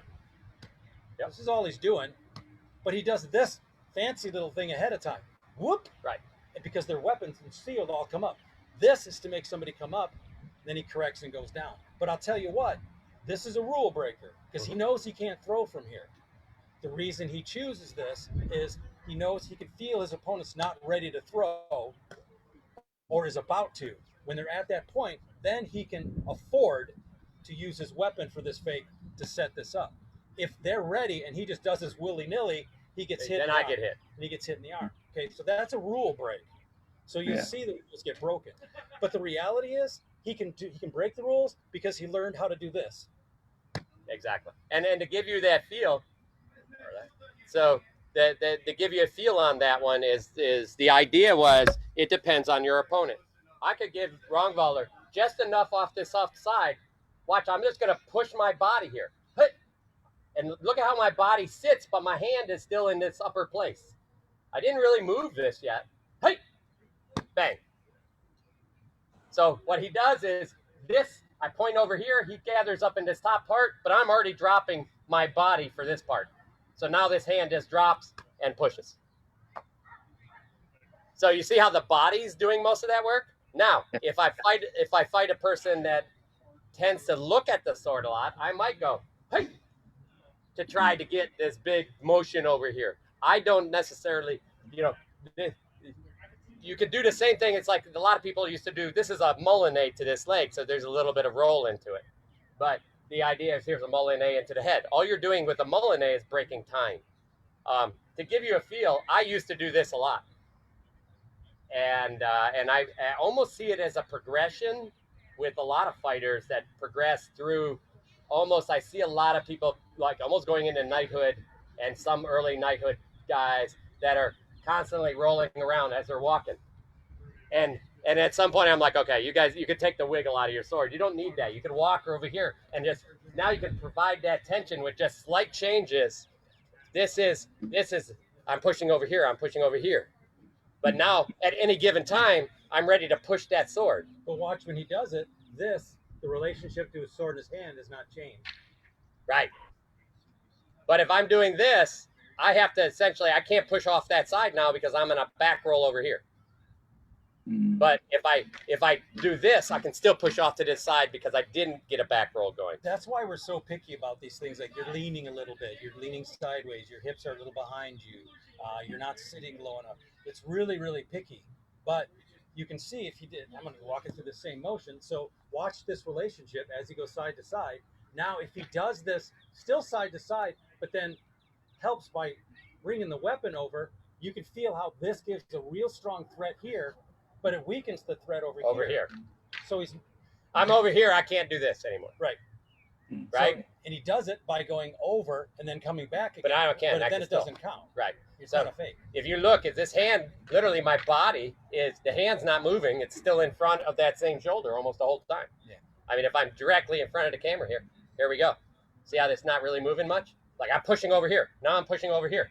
Now I'm pushing on that leg, pushing high, pushing up to the top. Right? So you don't do pump fakes? Sure. No, I do. So here, look, here's a pump fake. Hey! So I'm just pushing. So I'm pushing this forward a little bit. My pump fake's right here, but I can still throw. Hey! This I don't do. Different side. So here, suffer on the side. Now this will move, but watch how little it moves. It moves like an inch or two. That's all you need for a pump. Yeah, it's not this. Or this. Or this, right? Because what's happening in those is you're moving your sword. So around here, because we don't fall through, and this is not, I'm going to tell you, I've seen people have perfect, beautiful combinations and rolling sword work. You know, Sean does tons of rolling sword work stuff, right? Here, we tend to not do rolling sword work. We tend to punch centers, and we're jabbing and we're punching, right? Here's our fake. That's our roll right there, right? So we don't tend to roll those things. So not that that's wrong, not that you can't do both. In fact, you'd probably be very good if you could do both. But you know, the idea is, for me, my sword's always in a position, I want to push and pump and then throw, right? Because that tiny push allows me, you know, here I am, push, look, my sword is still, I can still throw off to this direction. So, but you have to be able to move unconsciously, subconsciously, without doing that. That has to be your conscious move, not your unconscious move. If every time you go, you do this motion, then you'll get in this habit of this is how you move. Yeah, my body's moving, but my hands are moving. And then I throw shots away. Right. So that gives you a little, and that's how we shoot. That's how, you know, we set up a lot of push and pull and then shoot shots that we believe are mostly going to hit most of the times. There are times I'll just tap and then look at what a tap does on a sword. If that sword pops down or they make a hard strike out, I may use that to create a different, if they push out, I may go bang and then throw above it. You know, so there are stuff that like that. But again, those are kind of rule breakers. You know, but my fundamental piece is I'm pushing here. Me and Rongwalder's fight used to be, before we added a lot of more footwork to it, we would spend almost the whole time right here. Just pushing the corners. So if there's a box here, I'm pushing that corner, and then I'm pushing that corner, and then I'm pushing that corner. Now make that box 3D, and now I'm going to push that back corner. I'm going to push that back corner. I'm going to push this front corner. So by pushing those corners on that box, your opponent has to compute that in his head. And while he's computing that in his head, you're seeing if he's actually compensating enough, maybe too much, maybe not at all. All of those things are giving you an idea of what your shot can be. Yeah. So here's the two lessons for you out of this. One is you're becoming very aware of how you move and therefore educated on it and be able to figure out how your opponent moves. So as you push at this box, you make them literally, if you imagine it as a 3D box, as you push the corners, the box begins to turn and you can fire at other sides of the box as a way to look at it. But because you now have the movement, you can be aware of your own box moving. So you will end up, because we keep harping on this balanced position, pushing with your hips and so on, you will find that you will not. So when he pushes at a corner, instead of wanting to turn my box here, which tells me I have the backside of that, because this box is this way. I want my box balanced. So when he pushes that corner, I move my box. Now now my box is wrong. Right? So that's what kind of understanding when you push somewhere where that opening is. Yeah. So now to tie that back into what we're doing, even just the ladder drills, when we did like the one that's, there's one that said, it doesn't matter. The triangle one. Yeah. So the triangle one starts here and then steps over here. Right. So now if you imagine, now we're using it in application, right? Here's my box. He threatens this part of my box and I pull my box over here. So now I feel threatened on this side of the box. Yep. Right? So now I might move, or maybe I just turn my upper body. And he's still now, he knows I'm twisted. I'm already facing him. I was already here when he corrected. So then I can just move it from there and just start pushing at different points of his box. But think about those things now when you start doing like the ladder drill, or you do any of them. You shuffle over here. You shuffle over here. Mm-hmm. That's exactly what that is. Somebody pushes at your box and you move your box to the other side. And take advantage. And I think that's what we're going to cover a little bit next week, is how to push on one part of a box and then do movement to hit the other part of the box. So That's a good idea. I think that's what and again, we're going to use the last part of our sword, and we're going to concentrate on that next week. Does that sound good to everybody? Yeah, how does that sound to people? Because I know some people have said, like, brain full, I'm kind of maxed out here. Okay, you got a thumbs I up. don't know, that sounds really good. Okay, good. Okay. I'm happy to hear that. Okay, so that's what we'll work on next week. Everybody, I hope you all had a good practice. Thank you guys for coming out. It's exciting Fantastic to see it. as ever. Thank you. All righty. Night, everybody. Night, Facebook. See ya. Right.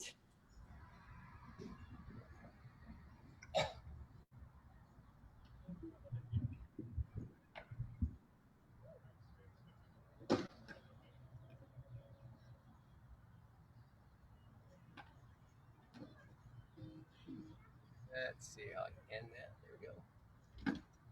End meeting for all.